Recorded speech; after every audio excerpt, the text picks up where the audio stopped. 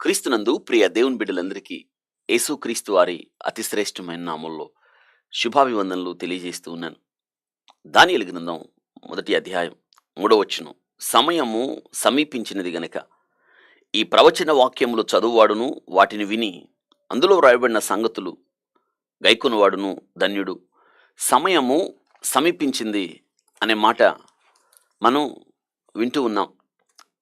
నిన్నటి దినాన మనం సమయము సమీపించింది, ఏ రీతిగా ఒకదాని తర్వాత ఒకటి ఈ యొక్క కాలాలు మారుతూ ఉన్నాయో బైబిల్ గ్రంథాన్ని ఆధారం చేసుకొని ఆది కాండం నుండి దానియేలు గ్రంథం 2వ అధ్యాయం వరకు కూడా మనం కాలాలు ఎన్ని మారిపోయాయో, అనగా ఎంత కాలం గడిచిందో, కాలము ఏ రీతిగా సమీపంగా ఉందో మనం నిన్నటి దినాన ధ్యానం చేశాం.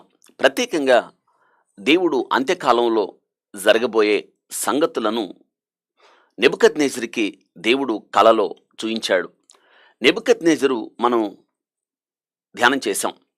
తను తర్వాత తన రాజ్యం యొక్క సంగతి ఏమిటి అని, ఆ రాజ్యం ఏమవుతుందోనని చింతాక్రాంతుడై మనోవిచారం గలవాడై ఉండగా దేవుడే అతనికి ఒక కల రూపంలో జరగబోయే సంగతులు దానియేలు గారు అంటాడు.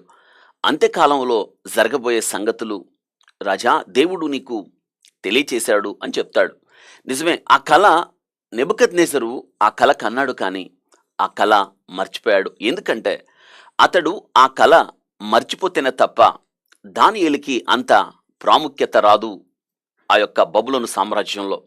నిన్నటి దినాన మనం ఈ విషయాలన్నీ కూడా నేర్చుకున్నాం. అయితే ఈ ప్రాముఖ్యమైన సమయంలో ఆ నెబుకద్నెజరు ఆ కలలో చూచిన ఆ ప్రతిమ యొక్క ప్రతి ఒక్క భాగాన్ని కూడా మనం దేవుడు ఒక్కొక్క ఆ పరిపాలనకు గుర్తుగా చూపిస్తూ వచ్చాడు. ఆ యొక్క పరిపాలన ఏ రీతిగా జరగబోతుందో, ఒకదాని తర్వాత ఒకటి ఏ రాజ్యం రాబోతుందో, ఏది ఎంతకాలం మనుగడలో ఉందో అది నెబుకద్నెజరు ఆ యొక్క కలలో చూశాడు, కానీ ఆ కళ మర్చిపోయాడు. ఇక్కడ ప్రాముఖ్యంగా మనం జ్ఞాపకం చేస్తున్నాం, చరిత్ర అంతా కూడా దేవుని యొక్క స్వాధీనంలో ఉంది. అవును, ఆయన చరిత్ర ఆయన అనుగుణంగా జరుగుతూ ఉందని మనం జ్ఞాపకం చేసుకోవాలి. ఆయన కాలాలు సమయాలు దేవుని స్వాధీనంలో ఉన్నాయి. అందుకే కదా 91 కీర్తనలో మోషే దైవధ్యానం ఈ రీతిగా ప్రార్థన చేస్తాడు, ప్రభువా తరతరముల నుండి మాకు నివాస స్థలం నీవే అని. అవును కదా, మనం తరతరాలుగా మనకి ఆయన నివాస స్థలంగా ఉన్నాడు. మనం ఈ యొక్క ప్రాముఖ్యమైన సమయంలో నెబుకద్నెజరు చూచిన ఆ కళ, దానియేలు అతనికి చెప్పిన భావం, మనం ఈ దినాన కూలంకుషంగా అందులో ఉన్న విషయాలన్నీ కూడా, ఆ లోహాల యొక్క ఆ సారాంశం అంతా కూడా, ఒకదాని తర్వాత ఏ సామ్రాజ్యం ఎంతకాలం మనుగడలో ఉన్నది, చివరికి వచ్చేటప్పటికి దానియేలు అతనికి కలభావం చెప్తూ అంటాడు. చివరికి వచ్చేటప్పటికి కాళ్ళ దగ్గరికి వివరిస్తూ వచ్చాడు. తల నుండి వివరిస్తూ కాళ్ళ దగ్గరికి వచ్చాడు. రెండు కాళ్ళు, ఆ రెండు కాళ్ళు ఇనుము తర్వాత ఆ కిందకి వచ్చేటప్పటికి ఆ కాళ్ళు 10 వేళ్ళు దేంతో చేయబడ్డాయి అంటే ఇనుము, మట్టితో చేయబడ్డాయి. ఇనుము ఒక రకంగా చాలా గట్టిది, మట్టి చాలా బలహీనమైంది. అనగా ఒక పక్క బలం, ఒక పక్క బలహీనత. ఈ రెండు కలిసి ఎట్టి పరిస్థితుల్లో పొసకవు.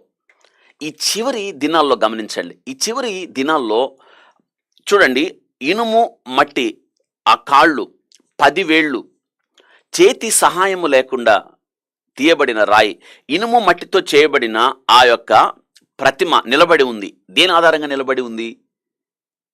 కాళ్ళ మీదే కదా నిలబడతాం. కాళ్లకు 10 వేళ్ళు ఉంటాయి, టోస్ అంటారు.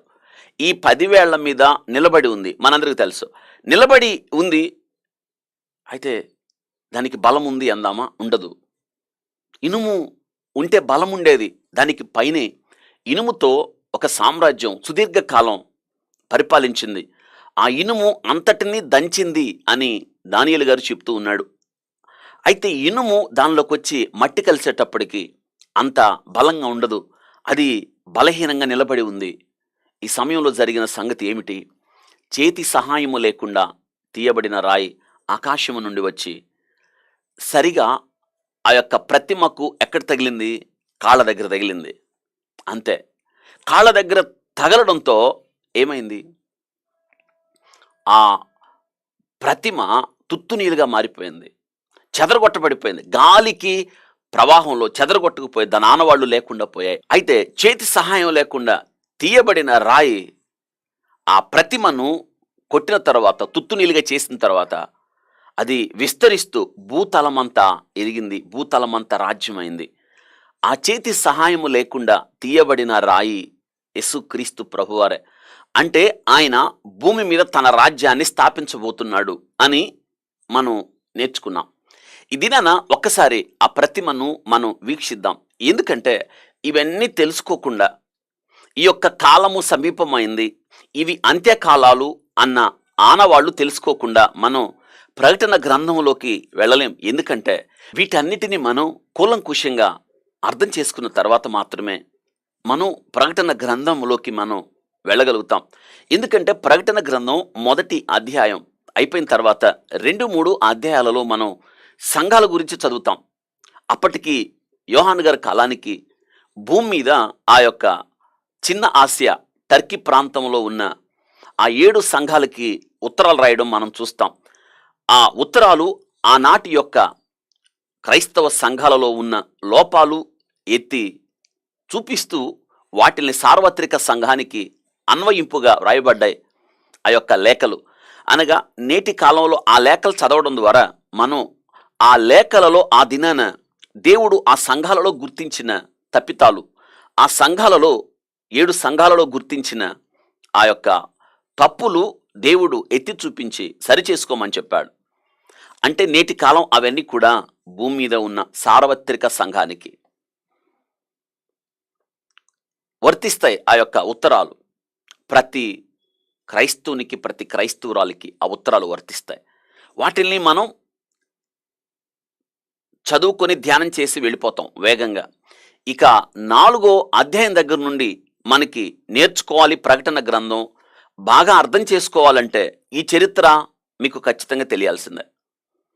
ఈ యొక్క దానియేలు గ్రంథం 2వ అధ్యాయంతో పాటు ఈ దినాన దానియేలు గ్రంథంలో మరికొన్ని దానియేలు చూసిన దర్శనాలు, ఈ యొక్క అంతానికి సమయము సమీపమయ్యున్నది అన్న ఈ మాటకు మనం అన్వయించుకొని నేర్చుకుందాం. దానియేలు చూసిన దర్శనాలు ఏమిటి? మీరు దానియేలు గ్రంథం 6 అధ్యాయాల వరకు బాగా చదివి ఉంటారు, ఎందుకంటే దానియేలు చరిత్ర చదవడానికి బాగుంటుంది కాబట్టి. కానీ దానియేలు గ్రంథం 7వ అధ్యాయం నుంచి దానియేలు దేవుడు చూపించిన దర్శనాలు అవి కూడా అంత్యకాలపు సంభవాలే. అయితే ఆ దినాన అవి ముద్ర వేయబడి ఉన్నాయి. కానీ దానియేలు గ్రంథంలో ముద్ర తీయబడి ఉన్నాయి. కాబట్టి ఇప్పుడు మనం స్పష్టంగా ఇక్కడ ముద్ర తీశాడు కాబట్టి ప్రకటన గ్రంథములో నుండి మనం ప్రకటన గ్రంథము ద్వారా మనం దానియేలు గ్రంథాన్ని వీక్షించాలి. మీకు బాగా అర్థం అవుతుంది. అందుకే ఈ ప్రతిమ నెబుకద్నెజరు చూచిన ప్రతిమ మీరెప్పుడు జ్ఞాపకం పెట్టుకుంటూ ఉండాలి. ఈ అంత్యకాలాలు అనగానే ఆ ప్రతిమ ఆ దినాన ఏ రీతిగా అయితే దేవుడు తన ముందు కలలో చూయించాడో ఆ దృశ్యం మీ ముందు అలాగా ఆవిష్కరించబడాలి. తద్వారా మనం ఆ ప్రతిమలో ఏ కాలంలో ఉన్నామో మీకు ఇట్టే అర్థం అవుతుంది. కాబట్టి జాగ్రత్తగా ఒక్కొక్క విషయాన్ని అర్థం చేసుకోవడానికి మీరు ప్రయత్నం చేయండి. ఈ కాలాలన్నీ చెప్తూ ఉంటే ఒక రకంగా మీకు మనస్కరించదేమో, కానీ తప్పదు. ఇప్పుడు మనస్కరించట్లేదు, నాకు అర్థం కావట్లేదంటే కుదరదు. 1-2 సార్లు మీరు వినండి, రాసుకోండి, బైబిల్ గ్రంథాన్ని దగ్గర పెట్టి ఇది ఎంతవరకు వాస్తవం అని మీరు నిర్ధారించుకోవాలి. బెరయా సంఘంలాగా అదినానా పౌలు చెప్పిన వాక్యం అలా ఉందో లేదోనని బెరయా సంఘస్థులు ఏం చేశారో తెలుసా? వారు అనుదినం లేఖనాలు పరిశోధిస్తూ ఉన్నారు. ఇప్పుడు కాలం చాలా మారిపోయింది. ఎంతో మనం విప్లవాత్మక మార్పులు వచ్చాయి. నీకు కావాల్సిన సమాచారం నీ ముందే ఉంటుంది. కాబట్టి ఈ కాలాలన్నీ కూడా నువ్వు గూగుల్ సెర్చ్లో వెతకచ్చు. ఏ సామ్రాజ్యం తర్వాత ఏ సామ్రాజ్యం వచ్చింది అని. ఎందుకు తెలుసా? మీరు అలా నిర్ధారించుకోవడం ద్వారా ఎక్కువ ఆసక్తి కలిగి మరింత ఎక్కువ బైబిల్ చదవడానికి అవకాశం ఉంటుంది. ఎందుకంటే అసలు దేవుడు చూడండి మన కొరకు చరిత్ర సంఘటనలు ఎలా రాయించాడో. బైబిల్ గ్రంథం ఎందుకు అంత వాస్తవికత గ్రంథం అంటే బైబిల్ గ్రంథం చరిత్రతో పాటు నలుస్తుంది. ఈ బైబిలే లేకపోతే చరిత్రకు ఆధారం లేదు. ఎందుకంటే చరిత్రలో జరిగే ప్రతి సంఘటన బైబిల్ గ్రంథంలో ఉంది. చరిత్రతో నడిచింది బైబిల్ గ్రంథం. భవిష్యత్తును గురించి కూడా రాశాడు దేవుడు. నిజంగా ఎంత గొప్ప ధన్యులం కదా. అందుకే వీటిల్ని చదువువాడు, వినువాడు, వాటి చొప్పున గైకునువాడు ధన్యుడు అని రాయబడింది. కాబట్టి మీరు ధన్యులుగా మారాలి అనేది నా ఉద్దేశం.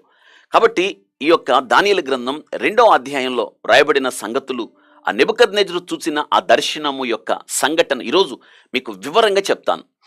చెప్పిన ప్రతి రెఫరెన్స్ కూడా మీరు రాసుకోండి. దానియేలు గ్రంథం నుంచే మనం ఆ దానియేలు ఆ చూసిన ఆ దర్శనం ప్రకటన గ్రంథంతో జోడించి, ఎందుకంటే ఈ దానియేలు గ్రంథం చివర ఇనుము మట్టి ఉంది కదా, ఆ 10 వేళ్ళు 10 రాజులు, ఒక్కొక్క వేలు ఒక్కొక్క రాజు. ఇవి అంత్యకాలంలో జరగబోయే సంగతులు అన్నమాట. అనగా ఈ 10 వేళ్ళు కలిసి ఒక సమావేశం పెట్టుకుంటారు. సమావేశం పెట్టుకొని ఏం చేస్తారంటే వారందరూ ఉమ్మడిగా సమిష్టిగా కొన్ని నిర్ణయాలు తీసుకుంటారు. నిర్ణయాలు తీసుకొని వారి మీద ఒక వ్యక్తిని నాయకుడిగా నియమిస్తారు. ఆ నాయకుడే క్రీస్తు విరోధిగా మారతాడు. అందుకు ఈ దానియేలు గ్రంథం ఈ యొక్క 2వ అధ్యాయం అంత ప్రాముఖ్యం.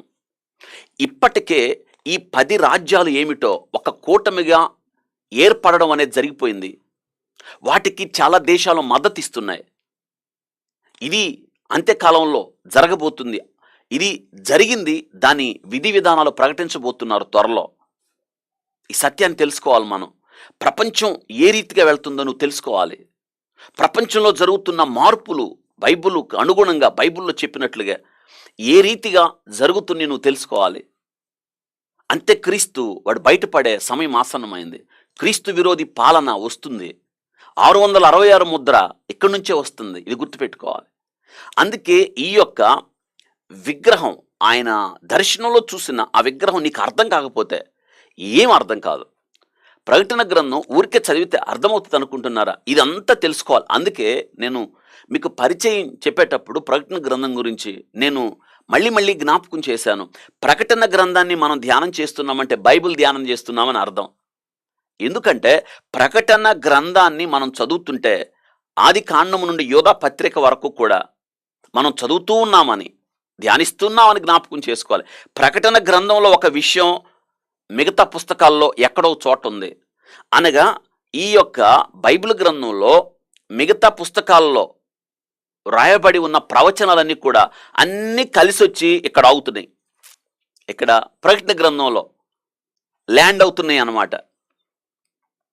అనగా ఇక్కడ ఒక ప్రవచనం ఉంది, అది ప్రవచనాల ముగింపుకు అనమాట. అక్కడ ఒక ప్రవచనం ఉంది, అంటే ఈ ప్రవచనం ఎక్కడ ఉందండి, ఆ ప్రవచనాన్ని పట్టుకొని వెనక్కి వెళ్తే ఎక్కడొక పుస్తకం నీకు దొరికిద్ది, ఆ పుస్తకం నుంచి వచ్చింది. అక్కడ ల్యాండ్ అయినాయి అనమాట. అక్కడ అన్నీ వచ్చి అక్కడ ఆగినాయి. అందుకే కొత్త నిబంధనలో ప్రకటన గ్రంథము ఒక్కటే ప్రవచనాల గ్రంథం అన్నమాట. ఆశ్చర్యకరమైన విషయం ఏంటంటే, ఈ యొక్క నదులన్నీ కలిసి కలిసి సముద్రంలో అన్నీ ఏకమైనట్లుగా అన్ని గ్రంథాలు ప్రకటన గ్రంథంలో ఏకమవుతున్నాయి. అందుకే ముగింపు గ్రంథం నిన్ను ప్రారంభం నుంచి చివరి దాకా ఆశీర్వాదాల్లోకి తీసుకెళ్లే గ్రంథం. దేవుడు దగ్గరుండి నీకు తెర తీసి జరగబోయే సంగతులు చూపించిన గ్రంథం ఇది. అందుకే దేవుడు తన కుమారుడైన యేసుక్రీస్తుకి అనుగ్రహించిన ప్రత్యక్షత. కుమారుడు దూత ద్వారా యోహాను ద్వారా తన దాసులకి, అనగా నీకు నాకు. అదేనా యోహాను గారికి ఆ ప్రత్యక్షత అనుగ్రహించబడిందంటే నీకు నాకు. మొదటి అధ్యాయంలో తన కొరకు మనల్ని ఆయన ఒక యాజక సమూహంగా ఎన్నుకున్నాడు. మనం యాజకులు ఆయనకి. రాజులైన యాజక సమూహంలో మనల్ని చేర్చాడని పేతురు భక్తుడు జ్ఞాపకం చేస్తూ ఉన్నాడు కదా. కాబట్టి ఇక్కడ దీని విషయం ఏంటంటే, మనం నేర్చుకోవాల్సిన ప్రతి విషయాన్ని కూడా మనం నేర్చుకోవాల్సిందే. మాకు బోరు కొడుతుంది, ఇవి అర్థం కావట్లేదు, ఈ లెక్కలు రాసుకోలేకపోతున్నాం, ఇంకెంతకాలం అలాగా, ఇంకెంతకాలం నేర్చుకోవాలి ఆలోచించండి. మిగతా అయితే చదువుకుంటాం మనం. కానీ ఇప్పుడు అవసరమైంది ప్రకటన. అసలు నువ్వేమవబోతున్నావో తెలుసుకోవాలి కదా, ఈ ప్రపంచ భవిష్యత్తు ఏమవుతుందో తెలుసుకోవాలి కదా. కానీ ఈ దినాన నీకు నాకు ఉన్న ఈ ధన్యత గతంలో వాళ్ళకి తెలియదు, వాళ్ళకి చెప్పేవాళ్ళు కూడా లేరు, ఇంత వివరంగా అర్థం చేసి చెప్పేవాళ్ళు కూడా లేరు. ఈ దినాన దేవుడు మనకు చెప్తున్నాడు, ఆలోచించండి. అందుకే ఈ దినాన లెక్కలు చెప్తాను మీకు. లెక్కలు జాగ్రత్తగా రాసుకోండి. దేని తర్వాత ఏ సంఘటన జరిగింది. ఈ యొక్క ప్రకటన గ్రంథంలో ఈరోజు ఈ యొక్క ప్రతిమను ఆధారం చేసుకొని నెబుకద్నెజరు చూసిన ఆ భయానకమైన ప్రతిమ, ఆయన తల నుండి కాళ్ళ దాకా 10 వేళ్ల దాకా దానియేలు గారు వివరించారు. ఆ దానియేలు వివరించడానికి దానియేలుకి ఎవరు చెప్పారు? దేవుడే చెప్పాడు. ఈ గ్రంథం కూడా అర్థం చేసుకోవడానికి దేవుడు ఆ జ్ఞానం ఇవ్వకపోతే అసలు మనకు అర్థం కాదు, అసలు మనకు తెలియదు, మన వల్ల కానే కాదు. అదినాన దానియేలు ప్రార్థన చేశాడు, ప్రభా నెబుకద్నెజరు కలగన్నాడు, ఆ కళ ఏంటో నాకు తెలియజేయి. కళ మాత్రమే కాదు, ఆ నెబుకద్నెజరు కన్న కళ భావం కూడా నువ్వు చెప్పాలి. రాజుగారు ముందుకు వచ్చి అంటాడు, మర్మములు బయలుపరచగలిగిన దేవుడు ఆకాశమందు ఉన్నాడు. ఆయన తెలియజేస్తే తప్ప, ముసుకు ఆయన తీస్తే తప్ప మనం అర్థం చేసుకోగలమా? మన వల్ల కాదు. ఇదేనా ఆయన ఇష్టపడుతున్నాడు నీకు నాకు తెలియజెప్పడానికి. గ్రంథంలో ఉన్న లోతైన విషయాలు, ఇదినా శ్రేష్టమైన విషయాలు మనం నేర్చుకుందాం. దేవుడు మాట్లాడుతుండగా మనం సిద్ధపడదాం. ఇక్కడ మనందరికీ తెలుసు, ఇజ్రాయెల్ రాజ్యం, నేను చెప్పాను ఈ వివరాలన్నీ కూడా సంవత్సరాలతో పాటు మీకు ఇచ్చాను.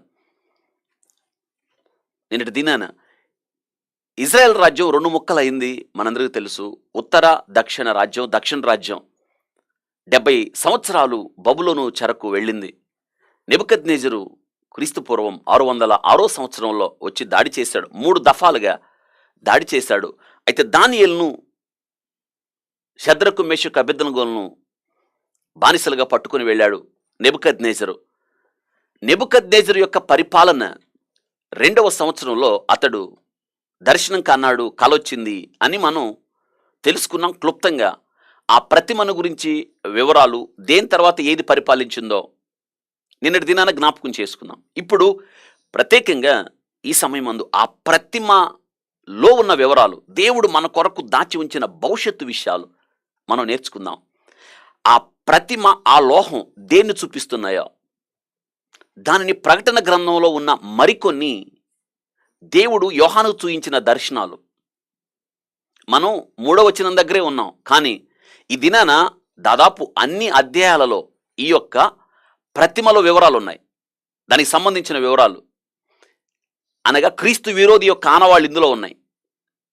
క్రీస్తు విరోధి 666 ముద్ర ఇందులో ఉంది.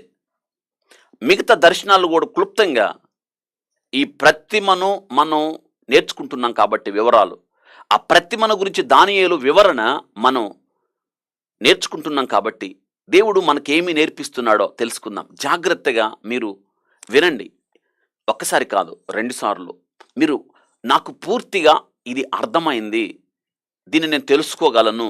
నేను దీని గురించి ఇతరులకు కూడా చెప్పగలను అనేదాకా మీరు చదువుతానే ఉండాలి, వింటూనే ఉండాలి, రాసుకుంటానే ఉండాలి. ఇది ప్రస్తావన. ఇదొక దీక్ష. ఇదొక పట్టుదల. లేకపోతే రాదు. ఆ పట్టుదల నీకుంటే ప్రకటన గ్రంథం అర్థమైద్ది. లేకపోతే అర్థం కాదు. అంటే ప్రకటన గ్రంథాన్ని నువ్వు ధ్యానం చేస్తున్నావంటే అర్థం ఏంటి? మళ్ళీ చెప్తున్నాను. 66 పుస్తకాలు నువ్వు ధ్యానం చేస్తున్నావని అర్థం. ఇది గుర్తుపెట్టుకోండి. అవి 404 వచనాలే. కానీ బైబిల్ అంతటిని ధ్యానం చేస్తున్నావని. ఈ చివరి పుస్తకం ఇదొక ఆధారం. బైబిల్ అంతటికి ముగింపు ఆధారం. ఆధారం దగ్గర నిలబడి ఉన్నావు. దీన్ని ఆధారం చేసుకుని బైబిల్ గ్రంథంలో పై దాకా పైనేమో ఆది కాండం నుంచి అన్నిటిని తెలుసుకోవాలి నువ్వు. దేవుడు ఇది నిన్ను నన్ను ప్రేమించాడు కాబట్టి, కృప కలిగిన దేవుడు నీ జీవితంలో ఆయుష్ను పొడిగించి ఈ గ్రంథంలో ఉన్న విషయాలన్నీ కూడా మనకు నేర్పించటానికి దేవుడు ఇష్టపడుతూ ఉన్నాడు. నేర్చుకుందాం. చూడండి, ఇక్కడ 70 సంవత్సరాల చెరకు వెళతారని దేవుడు ముందుగానే చెప్పాడు. అందుకే దేవుడు తన సేవకులైన వారికి చెప్పకుండా ఆయన ఏది దాచడు. ఆయన ఆమోస్ గ్రంథంలో అదే అంటాడు, చెప్తాడు, నేను చేయబోవున్నది అబ్రహామునకు దాచేదనా. ఆయన తన సేవకులకు చెప్తాడు. ఆయన చెప్పే దేవుడు. ఆయన చెప్పకుండా ఏది దాచడు. వీళ్ళు దక్షిణ రాజ్యం 70 సంవత్సరాలు బబులోని చెరకు వెళ్తారని దానియేలు చెరవాసానికి వెళ్ళాడు కదా. అయితే వీళ్ళు మొదటి దఫాలో దానియేలు, షడ్రకు, మేషకు, అబేద్నెగోలు మొదటి దఫాలో వారు బబులోను చెరకు వెళ్ళారు. వీళ్ళు చెరకు వెళ్తారని ముందుగానే దేవుడు ఇర్మియాకు ప్రవచనం చెప్పాడు. ఇర్మియా ఈ విషయాలు రాస్తున్నాడు. ఇర్మియా గ్రంథం 25వ అధ్యాయం 11వ వచనం దేవుడు ఎంత స్పష్టంగా చెప్పేస్తున్నాడు చూడండి.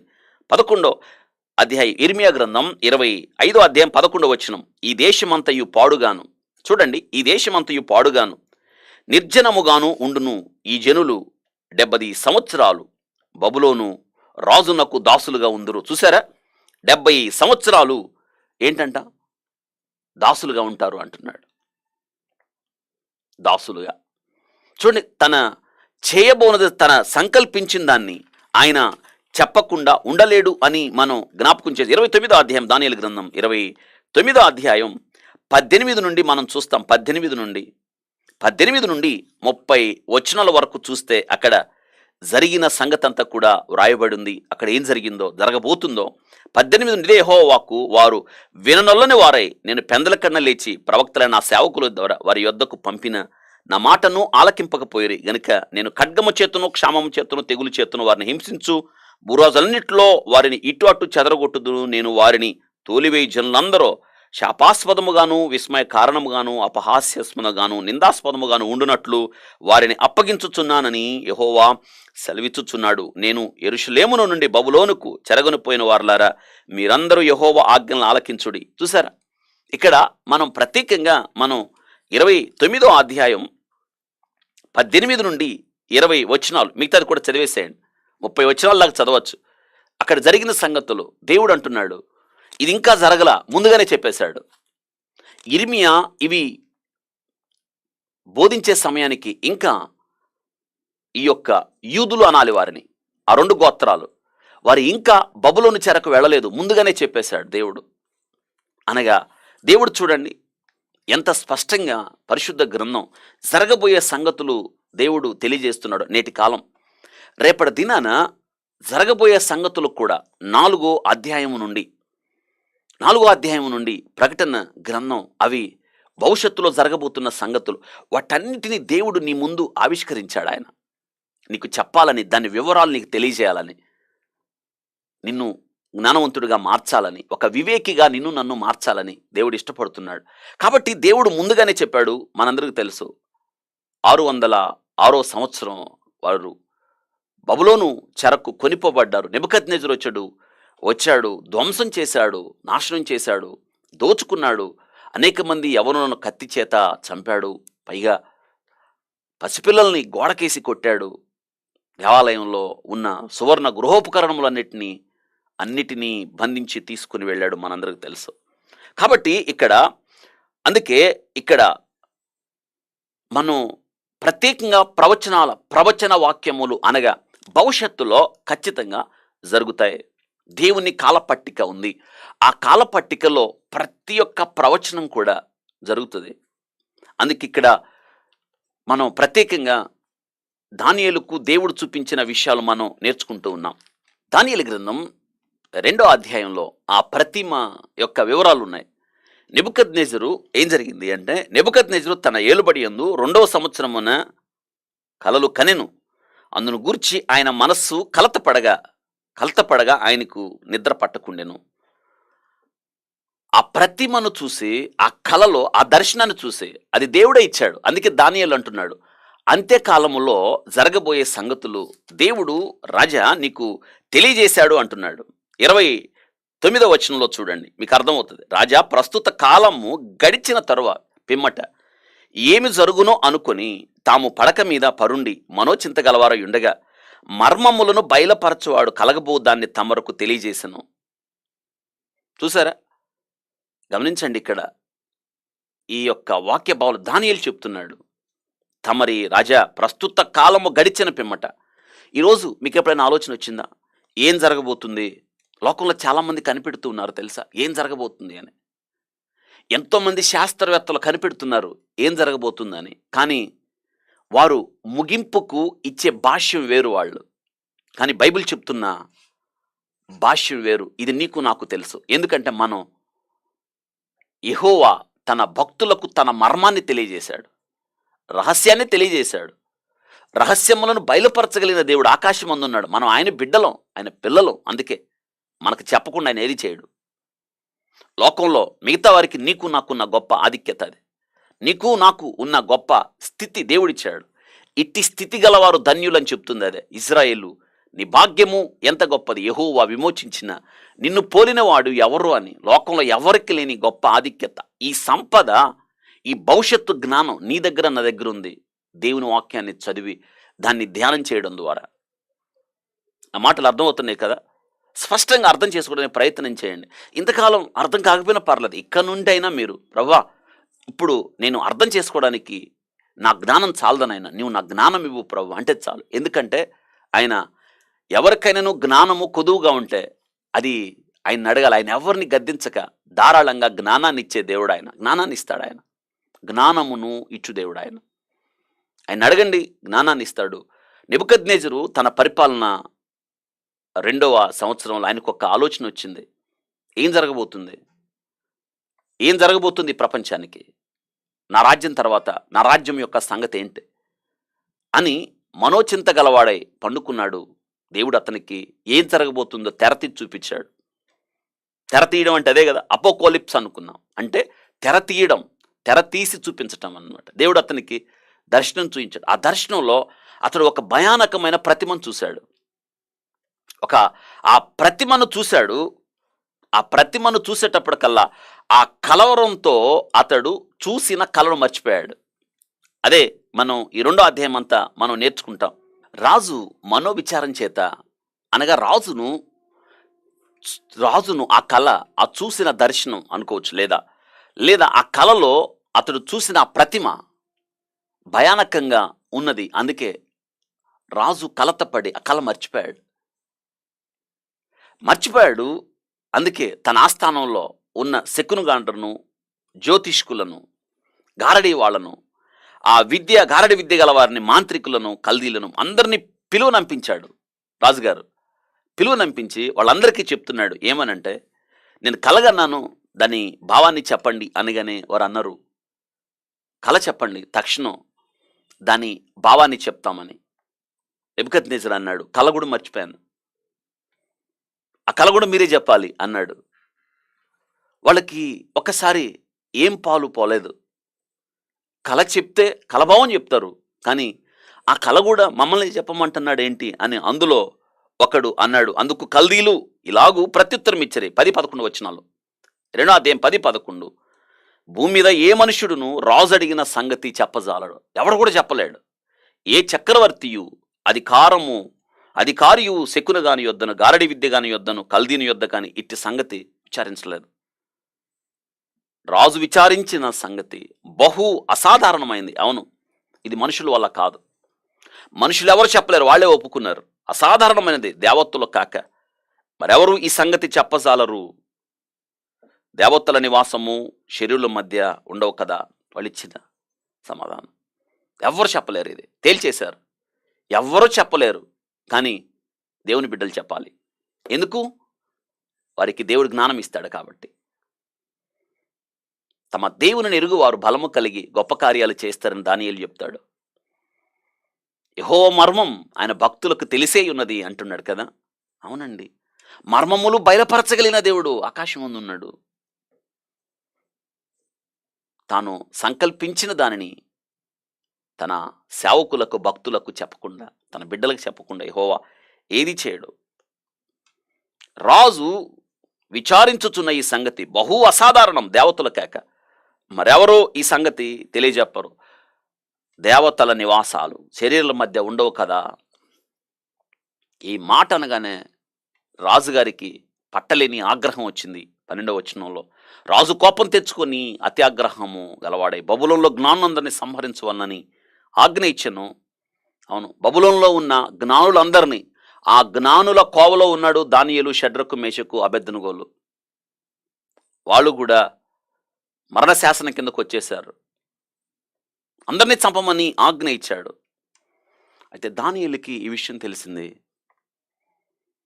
దానియేలుకి ఈ విషయం తెలిసిన తర్వాత దానియేలు వాక్య భాగంలో మనం ఆ విషయాన్ని చూస్తాం. 15వ వచనం, రాజు నొద్ద నుండి ఈ ఆజ్ఞ ఇంత త్వరితముగా వచ్చుట ఏమని దానియేలు రాజు యొక్క అధిపతి అయిన అర్యోకును అడగగా అర్యోకు ఈ సంగతి దానియేలుకు తెలియజెప్పాను. ఏమిటి ఈ సంగతి అన్నప్పుడు వాస్తవంగా ఆ గారడీ గారు వాళ్ళు, శకునగాండ్రు, ఆ జ్యోతిష్కులు, ఆ మంత్రగాళ్ళు అందరూ కూడా పెద్ద సమూహంగా వచ్చేటప్పటికి ఇంకా దానియేలు ఆ సమూహంలో చేరలేదు. దానియేలు ప్రత్యేకంగా ఉన్నాడు. గమనించండి, ఈ యొక్క జరిగిన సంగతి ఇంకా దానియేలు దాకా వెళ్ళలేదు. అంటే ఇంకా దానియేలుని ఆ సమూహంలో ప్రవేశపెట్టలేదు. ఒక రకంగా దానియేలు ఇంకా తర్ఫీదులో ఉన్నాడా, లేదా దానియేలు కన్నా వాళ్ళు సీనియర్సా అనేది మనకు అర్థమవుతుంది. బహుశా అయి ఉండొచ్చు. దానియేలు కన్నా వారు ఇంకా చాలా సుదీర్ఘమైన అనుభవం ఉంది కాబట్టి దానియేలుని ఒక రకంగా ప్రత్యేకమైన తర్ఫీదులో ఉంచారేమో, ఆ తర్వాత ఆ సమూహంలో చేరుస్తారేమో. గమనించండి, దేవుడు తన సేవకుణ్ణి, తన బిడ్డల్ని ఎలా ప్రత్యేకంగా ఉంచాడు ఆలోచించండి. ఇక్కడ కూడా ప్రత్యేకతే. వాళ్ళు అంటున్నారు, ఇది మా వల్ల కాదు, మేం చెప్పలేము, ఏ మనుషుడు చెప్పలేడు. నువ్వు ఎంత విచారించినా ఏ శకునుగాడు, ఏ మంతగాడు, ఏ గారడీగాడు, ఏ జ్ఞాని కూడా చెప్పలేడు. ఒకవేళ దేవతలు చెప్తే చెప్పొచ్చేమో, అయినా నువ్వు విచారించిన సంగతి బహు అసాధారణం. దేవదూతలు చెప్తే చెప్పొచ్చు, కానీ దేవదూతలు మనుషుల మధ్య ఉండరు కదా. ఇది చెప్పజాలం, బహు అసాధారణం, ఇది చెప్పజాలం, మేం చెప్పలేం కానీ అంటున్నారు. చూసారా? కానీ దేవతలు చెప్తాయేమో, వాళ్ళు చెప్పలేరు కానీ దానియేలు చెప్పగలడు. వారి వల్ల కాదు, ఎందుకు దానియేలు వల్ల అవుద్ది. ఎందుకు తెలుసా? దానియేలు జీవము కలిగిన దేవుని సేవకుడై ఉన్నాడు. నిజమే కదా. జీవము గల దేవుని సేవించుచున్న దానియేలు, ఇది దానియేలు యొక్క నామం. అనుదినం నువ్వు సేవించుచున్న దేవుడు నిన్ను రక్షించగలిగిన, సింహంలో వేసినప్పుడు దర్యావేషు ఆ రాజు అంటున్నాడు, నిన్ను సేవించగలిగిన, నువ్వు సేవించుచున్న దేవుడు, అనుదినం నీవు తప్పక సేవించుచున్న నీ దేవుడు. ఇది దానియేలు. అందుకే వాళ్ళ వల్ల కాదు, దానియేలు వల్ల అవుతుంది. ఈ సంగతి దానియేలుకు తెలిసింది. ఎందుకు ఈ మరణ శాసనం, ఎందుకు రాజు చంపాలనుకుంటున్నాడు జ్ఞానులందరినీ అన్నప్పుడు, అప్పుడు దానియేలు, అక్కడున్న దానియేలు అధిపతి అర్యోకును అడగగా అర్యోకు ఆ సంగతి దానియేలుకు తెలియజెప్పాడు. రాజుగారు కలగన్నాడు, కల మర్చిపోయాడు. ఆస్థానంలో ఉన్న అందరిని పిలిచి కలభావం చెప్పమంటే వారి వల్ల కాదని చెప్పారు. రాజుగారి కోపం వచ్చింది. అందుకే జ్ఞానులందరిని చంపమని ఆజ్ఞ బయలుదేరింది అని చెప్పగానే దానియేలు రాజు సన్నిధికి పోయి స్వప్న భావమును తెలియజెప్పుటకు తనకు సమయము దయచేయమని రాజును బతిమలాడిన. చూడండి, ఎంత ధైర్యం కావాలి ఒక్కసారి ఆలోచించండి. పైగా ఆ నెబుకద్నెజర్ అనేవాడు మామూలుడు కాదు, మూర్ఖుడు. ఒక్క మాట ఆయన అనుకుంటే దాని ప్రకారం చేసేస్తాడు. పైగా వాళ్ళన్న మాటకి, నెబుకద్నెజరుతో వాళ్ళన్న మాట, భూమి మీద ఏ మనుష్యుడును రాజు అడిగిన సంగతి చెప్పజాలడు, చక్రవర్తియు అధికారియు శకుని యొద్దయు గారడి విద్య గలవారు యొద్దను కల్దీల యొద్దను ఇట్టి సంగతి విచారించలేదు ఇంతకుముందు ఎప్పుడు కూడా. రాజు విచారించిన సంగతి బహుసాధారణం అనగానే కోపం వచ్చింది. కోపంతో మండిపోతున్నాడు, ఊగిపోతున్నాడు, చంపేయండి అని అంటున్నాడు. అటువంటి కోపిష్టి దగ్గరికి దానియేలు వెళ్ళి ఏమంటున్నాడు? భావమును, స్వప్న భావమును తెలియజెప్పుటకు సమయం ఇవ్వు బతిమలాడుతున్నాడు. ఎంత ధైర్యం కావాలి! అనగా దానియేలుకి దేవుని మీద ఎంత నమ్మకం ఆలోచించండి.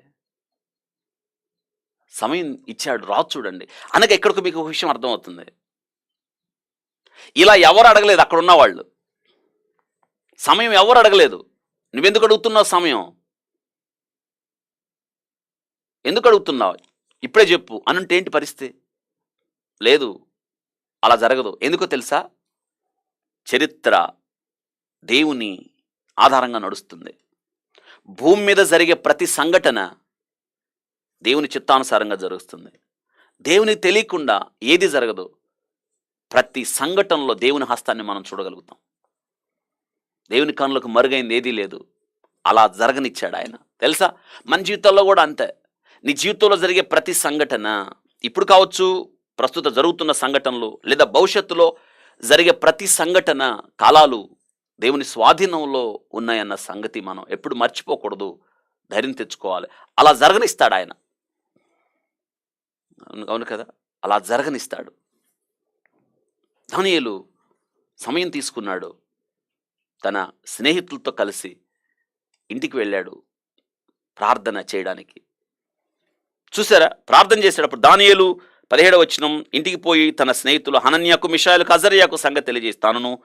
తన స్నేహితులు బబులోను తక్కిన జ్ఞానులతో కూడా నశింపకూడినట్లు కల యొక్క మర్మ విషయమై పరలోకమందు దేవుని వలన కటాక్షము పొందుటకు ఆయన వేరుకునడని వారిని హెచ్చరించెను. అంతటా రాత్రి యందు దర్శనము చేత ఆ మర్మము దానియేలుకు బయలుపరిచిన గనుక దానియేలు పరలోకమందున్న దేవుని స్తుతించెను. ప్రార్థన చేశాడు, బ్రతిమలాడాడు. దేవుడు దర్శన రూపంలో దానియేలుకి ఆ కళను తెలియజేశాడు. మనందరికీ తెలుసు. తిరిగి దానియేలు ఆ కళను, కళ భావాన్ని చెప్పడానికి నెబుకద్నెజరు ముందు ప్రవేశపెట్టబడ్డాడు. 26వ వచనం, రాజు నేను చూచిన కలయు దాని భావము తెలియచెప్పుట నీకు శక్యమా అనే బెల్తెజరును అను దానియేలును అడిగగా దానియేలు రాజు సముఖంలో ఇలాగు ప్రత్యుత్తరం ఇచ్చెను. చూడండి ఏం చెప్తున్నాడో. రాజు అడిగిన ఈ మర్మము జ్ఞానులైనను గారడి విద్య గలవారైనను శకునుగాండ్రైనను జ్యోతిష్కులని చెప్పజాలరు. అయితే మర్మములు బయలుపరచగలిగిన దేవుడు పరలోకమందున్నాడు. అంత్య దినముల యందు కలగబోదాన్ని ఆయన రాజుకు నెబుకద్నెజరునకు తెలియజేసెను. అంత్య దినముల యందు జరగబో సంగతులు, అంత్యకాలాలు, అదనమాట. సమయము సమీపించింది. ఇప్పుడు అంత్యకాలాలు. మనం దీన్ని ఆధారం చేసుకొని ఈ అంత్యకాలాల్లో ఈ ప్రతిమను దానియేలు వివరించిన నెబుకద్నెజరు కలలో చూసిన ఆ ప్రతిమను ధ్యానం చేసుకొని మనం అంత్యకాలపు సంభవాలు జ్ఞాపకం చేసుకున్న తర్వాత మనకి అంత్యకాలంలో సంఘటనలు, ప్రపంచ పరిస్థితులను మనం ధ్యానం చేస్తాం. ప్రపంచ ఆవిష్కరణలు ధ్యానం చేస్తాం. దానియేలు గ్రంథంలో రాయబడిన విషయాలు ధ్యానం చేస్తాం. ఇదంతా ధ్యానం చేస్తే మాత్రం సమయము సమీపమైందన్న విషయం మనం తెలుసుకోగలుగుతాం. కాలాలు లెక్క పెట్టడం, కాలాలు గుర్తుపట్టడం తెలుసుకోవాలి. మనం ఏ కాలంలో ఉన్నామో అని గుర్తుపడితే మనకి అర్థమవుతుంది మనం ఎక్కడున్నామో. ఇది తెలుసుకోవాలి. చూసారు, దేవుడు బయలుపరిచాడు అంత్య దినాల్లో జరిగే సంగతులు అంటున్నాడు. చూడండి, అంత్య దినములు యందు కలగబో వాటిని ఆయన రాజు నెబుకద్నెజరు నాకు తెలియజేశాను. తాము పడకల మీద పరుండి తమ మనసుల్లో కలిగిన దర్శన భావం ఏమనగా, రాజా ప్రస్తుతము గడిచిన పిమ్మట ఇది ఏమి జరుగునో అనుకుని తమ పడకల మీద పరుండి మనోచింత గలవారు ఉండగా మర్మములు బయలుపరచగలిగిన వాడు కలగబో దాన్ని తమరకు తెలియజేశాను. చూడు, తమరికి తెలియజేశాను. ఒక చక్కన మాట తన గురించి చెప్తాడు. దేవుని హెచ్చిస్తాడు, తను తను తగ్గించుకుంటున్నాడు. ఇతర మనుషుల కంటే నాకు విశేష జ్ఞానం ఉండుట వల్ల ఈ మర్మము నాకు బయలుపరచబడలేదు. రాజు నాకు దాని భావము తెలియచెప్పు నిమిత్తం. నేనేదో గొప్పవాడిని కాదు, రాజుగారికి ఈ భావము తెలియజే నిమిత్తం తమరి మనసు యొక్క ఆలోచనలో తాము తెలుసుకుని నిమిత్తం అది బయలుపరచబడను అని చెప్తాడు. రాజా తాము చూచుచుండగా బ్రహ్మాండమగు ఒక ప్రతిమ కనబడిన కదా. ఒక ప్రతిమ కనిపించింది మీకు చూస్తుండగా.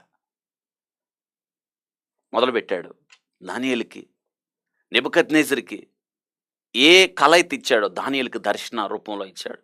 వాస్తవంగా కళా దర్శనం అంటే, కళ అంటే మనం నిద్రపోయేటప్పుడు వస్తుంది, దర్శనము అంటే మనం మేల్కున్నప్పుడు వచ్చేది. మరియకు వాగ్దాన పుత్రుడు క్రీస్తు ప్రభు పుడతాడని దూత దర్శనంలో మాట్లాడింది గాబ్రియేలు. కానీ యేషేబుకి కళ రూపంలో. అనగా మనం మేల్కొని ఉన్నప్పుడు వచ్చేది దర్శనం, నిద్రపోయేటప్పుడు వచ్చేది కళ. ఇది గుర్తుపెట్టుకోవాలి. నెబుకద్నెజరుకి కళ వచ్చింది, దానియేలుకి ఆ కళ ప్రార్థన చేసినప్పుడు మెలకువగా ఉన్నప్పుడు దేవుడు దర్శనం ఇచ్చాడు. నెబుకద్నెజరు కళలో ఏదైతే చూశాడో దేవుడు అదే దర్శన రూపంలో దానియేలుకి ఇచ్చాడు. ఇప్పుడు దర్శనాన్ని వివరిస్తున్నాడు. ఎంత అద్భుతం! ఇక్కడ చరిత్ర చూస్తాం మనం. చూడండి అంటున్నాడు, నీవు రాజా తమరు చూచుండగా బ్రహ్మాండమగు ఒక ప్రతిమ కనబడిన కదా. ఒక ప్రతిమ కనిపించింది కదా. అవును, మొదలుపెట్టాడు చెప్పడం. ఈ గొప్ప ప్రతిమ మహాప్రకాశమును భయంకరమైన రూపము గలదై తమరు ఎదుట నిలిచాను. గమనించండి, ఈ ప్రతిమ చూడండి, మహాప్రకాశమును భయంకరమైన రూపం నీ ఎదుట నిల్చుంది. అవును కదా, అవును, నా ఎదుట నిలిచి ఉంది అని చెప్తాడు. ఆ ప్రతిమ యొక్క శిరస్సు మేలిం బంగారమును, దాని రొమ్ములు భుజములు వెండియు, దాని ఉదరము తొడలు ఇత్తడివి, దాని మోకాళ్ళు ఇనుపయు, దాని పాదముల్లో ఒక భాగము ఇనుపదియు ఒక భాగము మట్టిదయుండెను. మరియు చేతి సహాయము లేకుండా తీయబడిన రాయి ఇనుమును మట్టిని కలిపిన ప్రతిమ యొక్క పాదముల మీద పడి దాని పాదములను తుత్తు నీలుగా విరగొట్టినట్లు తమనకు కనబడెను. అంతటా ఇనుమును మట్టియు ఇత్తడియు వెండియు బంగారమును ఏకముగా దంచబడి కళ్ళెములోనికి చెత్తవాలే కాగా వాటికి స్థలము ఎచ్చటను దొరకకుండా గాలి వాటిని కొట్టుకుని పోయెను. ప్రతిమ విరగొట్టిన ఆ రాయి భూతలమంతా మహాపర్వతమాయను. తాము కలిన కళ ఇదే, దాని భావము రాజు సముఖమున మేము తెలియజెప్పేదను. రాజా పరలోకమందున్న దేవుడు రాజ్యమును అధికారమును బలమును ఘనతయు తమరికి అనుగ్రహించున్నాడు. తమరు రాజులకు రాజులై ఉన్నారు. ఇక్కడ చూడండి, కళ చెప్తున్నాడు. ఆ కళను చెప్తూ అంటాడు, మీరు మీ ముందు ఒక ప్రకాశమానమైన ఒక ప్రతిమ, దాని రూపం భయానకంగా ఉంది కదా. అవును, దాని తల బంగారంతో చేయబడింది అని వివరిస్తూ ఉన్నాడు. ఈ కళను దానియేలు అతడు కనిన కళను వివరిస్తూ ఉన్నాడు. ఆ శిరస్సు యొక్క ప్రతిమ బంగారంతో చేయబడిందని, దాని రొమ్ము భుజములు వెండి అని, దాని ఉదరము తొడలు ఇత్తడివని, దాని మోకాళ్ళు ఇనుపవని, మోకాళ్ళలాగా, దాని పాదాలు వచ్చేటప్పటికి ఇనుము మట్టితో చేయబడ్డాయని దానియేలు ఆ ప్రతిమను గురించి వివరించాడు. ఇప్పుడు దాని భావాన్ని చెప్తూ ఉన్నాడు. మొట్టమొదట దానియేలు వివరించిన భావాన్ని గురించి మనం తెలుసుకుందాం. శిరస్సును గురించి చెప్పాడు. ఆ శిరస్సు ఎలా ఉంది? బంగారం. నెబుకద్నెజరు కనిన ఈ కళ దానియేలు వివరిస్తూ చరిత్రలో జరిగే సంఘటనలోనికి ఆ నెబుకద్నెజరును తీసుకుని వెళ్ళాడు. ఈ దినాన దానిని మనం అర్థం చేసుకోవడం ద్వారా ఏం జరగబోతుందో మనం నేర్చుకుంటున్నాం మనం. కాబట్టి నెబుకద్నెజరు కన్య కలలో అతడు చూసిన విగ్రహము, దానియేలు చెప్పిన ఈ యొక్క వివరణ మనం తెలుసుకోవడం ద్వారా, దాన్ని మనం జాగ్రత్తగా విశ్లేషించడం ద్వారా ఈ ప్రపంచము యొక్క భవిష్యత్తు ఏం కాబోతుందో అని మనం నేర్చుకోవచ్చు. మొట్టమొదట శిరస్సు. ఆ శిరస్సు దేంతో చేయబడింది? బంగారంతో చేయబడింది కదా. అవును, రాజా పరలోకమందున్న దేవుడు అంటున్నాడు, రాజ్యమును 37-38 వచనాలు, రాజ్యమును అధికారమును బలమును ఘనతయు తమకు అనుగ్రహించున్నాడు.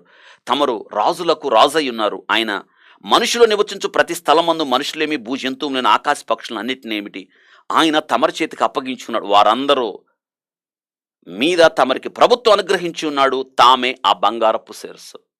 నీవే ఆ బంగారం. ఆ బంగారపు శిరస్సు మీరే అని చెప్పాడు. ఇప్పుడు చూడండి, వివరించడం మొదలు పెట్టాడు. మనం నేర్చుకుంటాం. మొట్టమొదట ఆ ప్రతిమ మనకు అర్థం అవ్వాలి. ఆ శిరస్సు మీరే అని చెప్పాడు. అనగా బబులోను సామ్రాజ్యం అప్పుడు ఎవరు పరిపాలిస్తున్నారు? నెబుకద్నెజరు పరిపాలిస్తున్నాడు. ఎందుకు ఆయన శిరస్సు అయ్యాడంటే దేవుడే చేశాడు. అధికారాన్ని ఇచ్చేది ఆయనే, తీసేసేదాన్నే. సింహాసనం ఎక్కించేది ఆయనే, దించేది ఆయనే. ఇక్కడ గమనించండి అంటున్నాడు, మీకు పరలోకమందున్న దేవుడు రాజ్యమును, అధికారమును, బలమును, ఘనతయు తమరకు అనుగ్రహించి ఉన్నాడు. తమరకు రాజులకు రాజు అయి ఉన్నారు, ప్రభులకు ప్రభు అయి ఉన్నాడు. అంతా మీ ఆధీనమే. ఆ శిరస్సు, ఆ బంగారపు శిరస్సు మీరే అని చెప్పాడు. ఆ తర్వాత చూడండి, వెండిమయమైన రొమ్ములు, భుజములు, మాదియ పారసిక సామ్రాజ్యం. నెబుకద్నెజరు ఈ యొక్క చరిత్ర ముగిసిన తర్వాత, ఆయన సామ్రాజ్యం అయిన తర్వాత 2 సామ్రాజ్యాలు రాబోతున్నాయి. మాదీయులు, పారసీకులు దేంతో పోల్చాడంటే వెండితో పోల్చాడు. గమనించండి, ఒక్కొక్క లోహం తగ్గుతూ ఉంది విలువ, ఒలింపిక్స్ లాగా. స్వర్ణం, వెండి కదా, ఇలాగా ఆ ఒలింపిక్స్ ఒకదాని తర్వాత ఒకటి విలువ తగ్గుతున్నట్టు ఒలింపిక్స్ మెడల్స్ ఇచ్చేటప్పుడు ఇక్కడ కూడా ఇప్పుడు వెండి బంగారం నుండి విలువ తగ్గింది. ఇది మాదియ పారసీక సామ్రాజ్యం. 39వ వచనం, తాము చనిపోయిన తర్వాత తమ రాజ్యము కంటే తక్కువైన రాజ్యం ఒకటి లేచును. తక్కువైన రాజ్యం అనగా నెబుకద్నెజరు కన్నా తక్కువైన రాజ్యం. అదే దేంతో పోల్చబడింది? వెండితో పోల్చబడింది. మాదియ పారసీక. ఇక మూడవది, ఈ మాదియ పారసీక సామ్రాజ్యం కూలిపోయిన తర్వాత తొడలు, ఉదరము దేంతో చేయబడ్డాయి? ఇత్తడితో చేయబడ్డాయి. ఇత్తడితో. అదే గ్రీకుల సామ్రాజ్యం. గ్రీస్ దేశం, అలెగ్జాండర్ గురించి రాయబడింది ఇక్కడ. గ్రీకుల సామ్రాజ్యం. అటు తర్వాత లోకమంతటి ఏలునటి 3వ రాజ్యం ఒకటి లేచును, అది ఇత్తడి వంటిదగును. 39వ వచనం. ఇత్తడి అయిపోయిన తర్వాత ఇక మనం మోకాళ్ళ దగ్గరకు వచ్చాం. మోకాళ్ళు దేంతో చేయబడ్డాయి? ఇనుముతో చేయబడ్డాయి. 40-41 వచనాలు ఇనుముతో. ఆ ఇనుము రోమా సామ్రాజ్యం. ఏమంటున్నాడు? పిమ్మట 4వ రాజ్యం ఒకటి లేచును, అది ఇనుము వలె బలముగా ఉండును. ఇనుము సమస్తమును వాటిని దంచి విరగొట్టును కదా. ఇనుము పగలగొట్టబడినట్లు అది రాజ్యములన్నింటిని పగలగొట్టి పొడి చేయను. సుదీర్ఘకాలం ఈ యొక్క రోమా సామ్రాజ్యం అందరిని తుత్తునీలుగా చేసి, అందరిని దంచేసి ఈ ప్రపంచాన్ని తన ఆధిపత్యంలోకి తీసుకుంది. రోమా సామ్రాజ్యం. గమనించండి, విలువ తగ్గుతూ వచ్చింది. మొట్టమొదట బంగారం, బబులోను సామ్రాజ్యం. ఆ తర్వాత వెండి, మాదియ పారసీక సామ్రాజ్యం. ఇక మూడోది ఇత్తడి, గ్రీసు దేశం, గ్రీకులు. ఆ తర్వాత 4వది ఇదే మోకాళ్ళు. రోమా సామ్రాజ్యం అయిపోయిన తర్వాత ఇక మన మోకాళ్ళు దాటిన తర్వాత కిందకు వచ్చినప్పుడు అక్కడ కాళ్ళు. అదే అంటున్నాడు, దాని మోకాళ్ళు ఇనుపవియు, దాని పాదముల్లో ఒక భాగం ఇనుపదియు, ఒక భాగము మట్టిదై నుండును అంటున్నాడు. చూసారా? ఇనుము, మట్టి.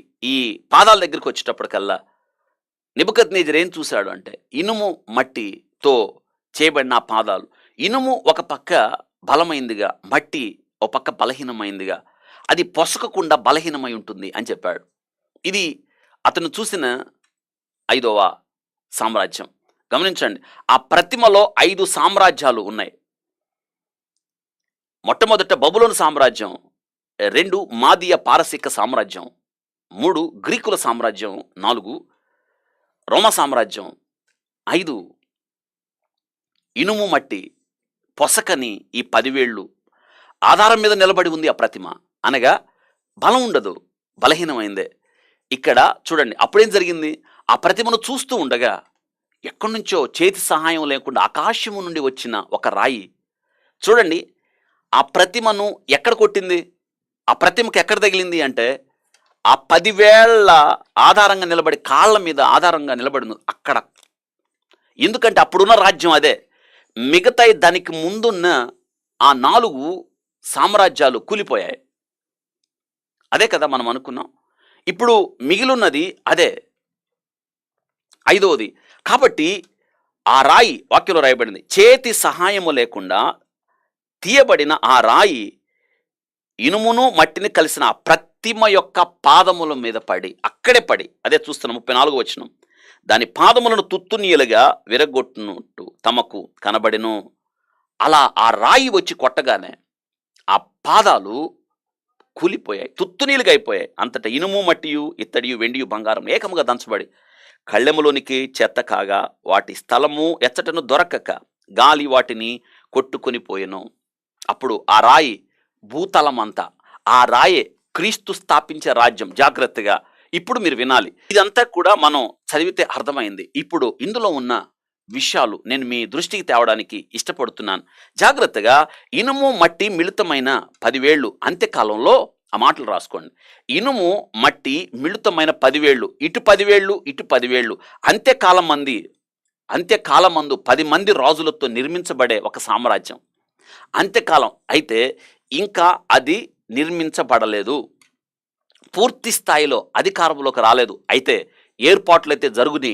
ఈ 10 మంది రాజులు కూడుకోవడం, ఒక సమావేశం పెట్టుకోవడం, దాని విధి విధానం నిర్ణయించుకోవటం జరిగింది అన్న విషయం మనం జ్ఞాపకం చేసుకోవాలి. పాదములు వేళ్ళు కొంత మట్టుకు ఇనుము, కొంత మట్టికు మట్టివి ఉన్నట్టుగా ఆ రాజ్యం ఒక విషయంలో బలంగా ఉంటుంది, మరొక విషయంలో బలహీనంగా, నీరసంగా, నిస్సత్తుగా ఉంటుంది. ఇనుము బురద మిళితమై, చూసారా, మిళితమైనట్టు తమరికి కనబడను అటువలే మనుష్య జాతులు మిళితమై. ఆ ఇనుము మట్టి ఒకదానితో ఒకటి ఎలా కలవలేదో, ఆ కూడుకునే సామ్రాజ్యం, ఆ బయటికి వ్యక్తమయ్యే ఒక సామ్రాజ్యం రాబోతుంది 10 మంది రాజుల కలయికతో. ఇనుము మట్టిలాగా అది ఒక విషయంలో బలంగా ఉంటుంది, ఇనుములాగా మరొక విషయంలో మట్టి కలవనట్టుగా పొసకక ఉంటుంది. చివరి కాలాల్లో మనుషులు కూడా అలాగే ఉంటారు. మనుష్య జాతులు మిళితమై ఇనుము మట్టితో అతకనట్లు నేటి దినాన మనుషులు కూడా ఒకరితో ఒకరు కలవనట్టుగా ఉంటారు. ఇదే విషయాన్ని పౌలు గారు తిమోతికి రాస్తాడు. 2 తిమోతి పత్రిక 3వ అధ్యాయం అంత్య దినాల సూచనలో. కాబట్టి ఆ చూడండి, ఆ 10 మంది రాజులు ఈ ప్రపంచాన్ని పరిపాలించాలని అన్న ఉద్దేశంతో వారికి ఏకాభిప్రాయం రాదు. కొన్ని విషయాల్లో ఇనుము మట్టి కలవనట్టుగా వారిని మద్దతిచ్చే దేశాలు ప్రపంచంలో చాలా అవుతాయి. వారి మీద ఒక నాయకుడిని ఎన్నుకుంటారు, ఆ నాయకుడికి బలాన్ని అప్పగిస్తారు. అతడు ఈ ప్రపంచాన్ని పరిపాలించడానికి పూనుకుంటాడు. ఆ సమయంలో చేతి సహాయం లేకుండా తీయబడిన రాయి వచ్చి నెబుకద్నెజరు చూచిన ప్రతిమ పాదాలు ఎలా కొట్టిందో, క్రీస్తు ఆ రాజ్యాన్ని కొట్టివేసి ఆ చేతి సహాయం లేకుండా తీయబడిన రాయి భూతలమంతా ఎలా అయిందో క్రీస్తు ప్రభు తన రాజ్యాన్ని స్థాపిస్తాడు అని చెప్పాడు. నెబుకద్నెజరు ఆ ప్రతిమలో కలలో చూసిన ఆ యొక్క శిరస్సు బంగారం. దానియేలు చెప్పాడు, ఆ శిరస్సు మీరే అని. నెబుకద్నెజరు తన తండ్రి నెబోపల్సర్ మరణాంతరం రాజ్యానికి వచ్చాడు. నెబుకద్నెజరు రాజుగా పట్టాభిషేకం పొందాడు. అయితే నెబుకద్నెజరు తన తండ్రి యగు బబులోను రాజు అయిన నెబోపల్సర్ కాలమందు తన సైన్యానికి ఆర్మీ చీఫ్ కమాండర్గా ఉండేవాడు. అయితే క్రీస్తు పూర్వం 606 సంవత్సరంలో అతడు తన సేనలతో యెరూషలేము మీద దాడి చేసి చెరకు తీసుకొని వచ్చాడు. ఇది స్వర్ణయుగం అన్నమాట. ఆయన కనిన కళ, తన పరిపాలన 2వ సంవత్సరంలో కనిన కళ. నెబుకద్నెజరు తర్వాత ఈ యొక్క బబులోను సామ్రాజ్యాన్ని చాలామంది పరిపాలించారు. వారు ఎవరంటే, నెబుకద్నెజరు క్రీస్తు పూర్వం 606 సంవత్సరం నుండి క్రీస్తు పూర్వం 562 సంవత్సరాల వరకు పరిపాలించాడు. దాదాపు ఇతను ఎక్కువ పరిపాలించాడు. 45 సంవత్సరాలు పరిపాలించాడు. ఆ తర్వాత ఎవిల్మెరోదకు రాజ్యానికి వచ్చాడు. అతడు క్రీస్తు పూర్వం 562 నుండి క్రీస్తు పూర్వం 560 వరకు పరిపాలించాడు. 2 సంవత్సరాలు పరిపాలించాడు. ఆ తర్వాత నెరిగిస్లర్ పరిపాలనకు వచ్చాడు. క్రీస్తు పూర్వం 559 నుండి క్రీస్తు పూర్వం 556 వరకు, అనగా 3 సంవత్సరాలు పరిపాలించాడు. ఆ తర్వాత లబష్మారిక్ పరిపాలనకు వచ్చాడు. క్రీస్తు పూర్వం 556 నుంచి క్రీస్తు పూర్వం 555 వరకు ఇతడు 1 సంవత్సరమే పరిపాలించాడు. ఆ తర్వాత నెబోనిడస్ రాజ్యానికి వచ్చాడు. క్రీస్తు పూర్వం 555 నుండి క్రీస్తు పూర్వం 539 వరకు 16 సంవత్సరాలు పరిపాలించాడు. ఆ తర్వాత బెల్షజరు రాజ్యానికి వచ్చాడు. మనం దానియేలు గ్రంథం 5వ అధ్యాయంలో చూస్తాం. మినే టేకేలు ఉపార్షణ గోడ మీద రాత ఇతని గురించే. క్రీస్తు పూర్వం 539 నుండి క్రీస్తు పూర్వం 536 ఇతడు 3 సంవత్సరాలు పరిపాలించాడు. ఇవన్నీ మనం లెక్క పెడితే 45 సంవత్సరాలు, 2 సంవత్సరాలు, 3 సంవత్సరాలు, 1 సంవత్సరం, 16 సంవత్సరాలు, 3 సంవత్సరాలు లెక్క పెడితే 70 సంవత్సరాలు. బబులోను సామ్రాజ్యం 70 సంవత్సరాలు. ఈ సంవత్సరాల చెరకాలంలో యూదులు ఉన్నారన్నమాట. ఆ రాత్రి ఈ యొక్క బెల్సజరు క్రీస్తుపూర్వం 539 నుండి క్రీస్తుపూర్వం 536 3 సంవత్సరాలు పరిపాలించిన ఈ బెల్సజరు హతుడైన తర్వాత మనందరికీ తెలుసు రాజ్యం ఈ యొక్క బబులోను రాజ్యం కూలిపోయి ఆ తర్వాత గుర్తొస్తుందా మాదియా పారసీక సామ్రాజ్యం హస్తగతమైంది. ఇదే దానియేలు చూస్తాడు. దానియేలు కలభావం చెప్తాడు. రెండోది రొమ్ము ప్రతిమ, రొమ్ము భుజములు, వెండి రొమ్ము భుజములు, ఈ రెండు రొమ్ములు ఉన్నట్టుగా 2 రొమ్ములు ఉంటాయి కదా, ఒకటి మాదియా ఒకటి పారసీక అన్నమాట. ఆ తర్వాత ఈ రాజ్యం వచ్చింది. ఇది క్రీస్తుపూర్వం 539 నుండి క్రీస్తుపూర్వం 331 దాకా పరిపాలన చేసింది. క్రీస్తుపూర్వం 539 నుండి క్రీస్తుపూర్వం 331 దాకా పరిపాలన చేసినట్లుగా మనం చూస్తాం. అర్థమవుతుంది కదా. కాబట్టి 2 భుజాలు దేంతో పోల్చారు అంటే 2 భుజాలని మాదియా పారసీక సామ్రాజ్యంతో పోల్చారు. ఇది మనం జ్ఞాపకం పెట్టుకోవాలి. ఈ యొక్క మాదియా పారసీక సామ్రాజ్యం బబులోను కూలిపోయిన తర్వాత ఈ మాదియా పారసీక సామ్రాజ్యం ఇది కూడా సుదీర్ఘకాలమే ఇది పరిపాలన కొనసాగించింది. దీనిని పరిశుద్ధ గ్రంథంలో దేంతో పోల్చబడింది అంటే వెండితో పోల్చబడింది. ఇలాంటి దర్శనమే, దీని గురించిన దర్శనమే దానియేలుకు దేవుడు దయచేశాడు. దానియేలు గ్రంథం 8వ అధ్యాయం 1-3 వచనాలు. రాజుకు బెల్సరు ప్రభుత్వ 3వ సంవత్సరం ముందు దానియేలును నాకు కలిగిన దర్శనము కాక మరి యొక్క దర్శనము కలిగెను. నేను దర్శనము చూచుచున్నప్పుడు నేను ఏలామను ప్రదేశ సంబంధము షూషను పట్నపు నగరులో ఉండగా దర్శనము నాకు కలిగెను. నేను ఓలయు నది ప్రక్కన ఉన్నట్టు నాకు దర్శనం కలిగెను. నేను కనులెత్తి చూడండి దర్శనం చూడండి. ఒక పొట్టేలును నది పక్క నిలిచుండెను. దానికి 2 కొమ్ములను, ఆ కొమ్ములు ఎత్తైనవిగాను, ఒకటి రెండవ దానికంటే ఎత్తుగా ఉండెను. ఎత్తుగలది దానికి తర్వాత మొలిచినది. చూడండి, ఎత్తుగలది దాని తర్వాత మొలిచినది. ఆ పొట్టేలు కొమ్ముతో పశ్చిమముగాను ఉత్తరముగాను దక్షిణముగాను పొడుచుచుండట చూచితిని. ఇక్కడేమో ఈ 2 కొమ్ములు దానియేలు గ్రంథంలో నెబుకద్నెజరు కనిన కలలో 2 రొమ్ములతో పోల్చబడింది మాదియా పారసీక సామ్రాజ్యం 2 రొమ్ములతో. కానీ ఇక్కడ దానియేలు చూసిన దర్శనంలో 2 కొమ్ములు ఉన్నాయి. ఈ 2 కొమ్ములు మాదియా పారసీక సామ్రాజ్యం అన్నమాట. ఒకదానికి తర్వాత ఎత్తుగా ఉంది. మాదియ కన్నా పారసీక ఎత్తుగా ఉన్నదన్నట్టు అనమాట. మళ్ళీ జ్ఞాపకం చేసుకుందాం. నెబుకద్నెజరు చూసిన దర్శనంలో 2 రొమ్ములు, ఆ 2 రొమ్ములే మాదియా పారసీక. ఇక్కడ దానియేలు చూసిన దర్శనములో 2 కొమ్ములు ఉన్నాయి అని చూస్తున్నాం. ఆ 2 కొమ్ములే మాదియా పారసీక. ఆ పొట్టేలుకు నది పక్క, ఆ పొట్టేలుకి ఏంటి నది పక్క ఉంది 2 కొమ్ములు ఉన్నాయి.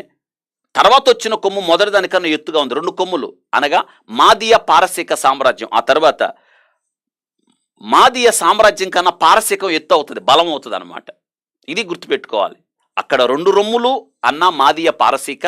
ఇక్కడ దానియేలు చూసిన ఈ పొట్టేలుకున్న ఈ 2 కొమ్ములు అనగా ఇది కూడా మాదియా పారసీక అని గుర్తుపెట్టుకోవాలి. అయితే ఏం జరిగిందో చూడండి. దానికి 2 కొమ్ములు, ఆ కొమ్ములు ఎత్తైనవి కానీ ఒకటి రెండవ దానికంటే ఎత్తుగా ఉండెను. ఎత్తుగలది దానికి తర్వాత మొలిచింది, ఎత్తుగలదనమాట. మాదియా కన్నా పారసీకం ఎత్తు అయింది, అది బలమైంది ఆ తర్వాత వచ్చింది. కాబట్టి ఆ పొట్టేలు కొమ్ముతో పశ్చిమముగాను ఉత్తరముగాను దక్షిణముగాను పొడుచుచుండు చూచితిని. వీళ్ళు హయామంలో, ఈ మాదియా పారసీక సామ్రాజ్యం యొక్క హయామంలో వారు బహుబలముగా విస్తరించారు. అదే వ్రాయబడింది ఇక్కడ. వారంట ఆ కొమ్ముతో పశ్చిమం వైపు వెళ్ళారు, ఉత్తరముగా వెళ్ళారు, దక్షిణముగాను పొడుచుచుండుట చూచితిని. ఆక్రమించుకోవడం, పొడుచుచుండుట ఆక్రమించుకోవడం చూచితిని. ఇట్లు జరగగా చూడండి, ఇట్లు జరుగుతుండి ఎదిరించుటకైనను అది తప్పించుకున్నటకని ఏ జంతువును శక్తి లేకపోయినా వారిని ఎదిరించడానికి ఏ రాజ్యం రాలా. ఈ మాదియా పారసీకుల్ని జయించడానికి, వారిని ఎదుర్కోవడానికి, వారితో యుద్ధం ఆడడానికి ఎవరు రాలా. వాళ్ళు ఇష్టానుసారంగా విచ్చలవిడిగా ఈ భూప్రపంచాన్ని ఆక్రమిస్తున్నారు. మాదియా పారసీక సామ్రాజ్యాన్ని ఏమైందో చూడండి. ఏ జంతువు శక్తి లేకపోయినా అది తనకిష్టమైనట్టుగా జరిగించవచ్చు. బలము చూపుతూ వచ్చాను, ఇష్టం వచ్చినట్టు జరిగిస్తూ బలం చూపుతూ వచ్చింది. నేను ఈ సంగతి ఆలోచించుకొనుచుండగా ఏం జరిగిందో చూడండి. ఇలా జరుగుతూ ఉండగా, దాన్ని చూస్తూ ఉండగా మేకపోతు పడమటి నుండి వచ్చి కాళ్ళు నేల మోపకుండా భూమి అంతటా పరిగెత్తాను. గమనించారా? ఒక మేకపోతు ఎక్కడి నుంచి వచ్చిందంట? పశ్చిమము నుండి వచ్చి, ఆ పశ్చిమానే గ్రీసు దేశం ఉంది. ఆ పశ్చిమము నుండి వచ్చిన వాడే గ్రీకు వీరుడు అలెగ్జాండర్. మూడో రాజ్యం అదే. నెబుకద్నెజరు చూసిన దర్శనం రెండవది, 2 రొమ్ములు మాదియ పారసీక. ఆ తర్వాత దేంతో పోల్చబడింది? ఇత్తడి. ఆ ఇత్తడే గ్రీకు సామ్రాజ్యం. చూడండి ఎలా వచ్చిందో చూడండి. పరిగెత్తెను, భూమి అంతటా పరిగెత్తను, దాని 2 కన్నుల మధ్యన ఒక ప్రసిద్ధమైన కొమ్ము ఉండెను.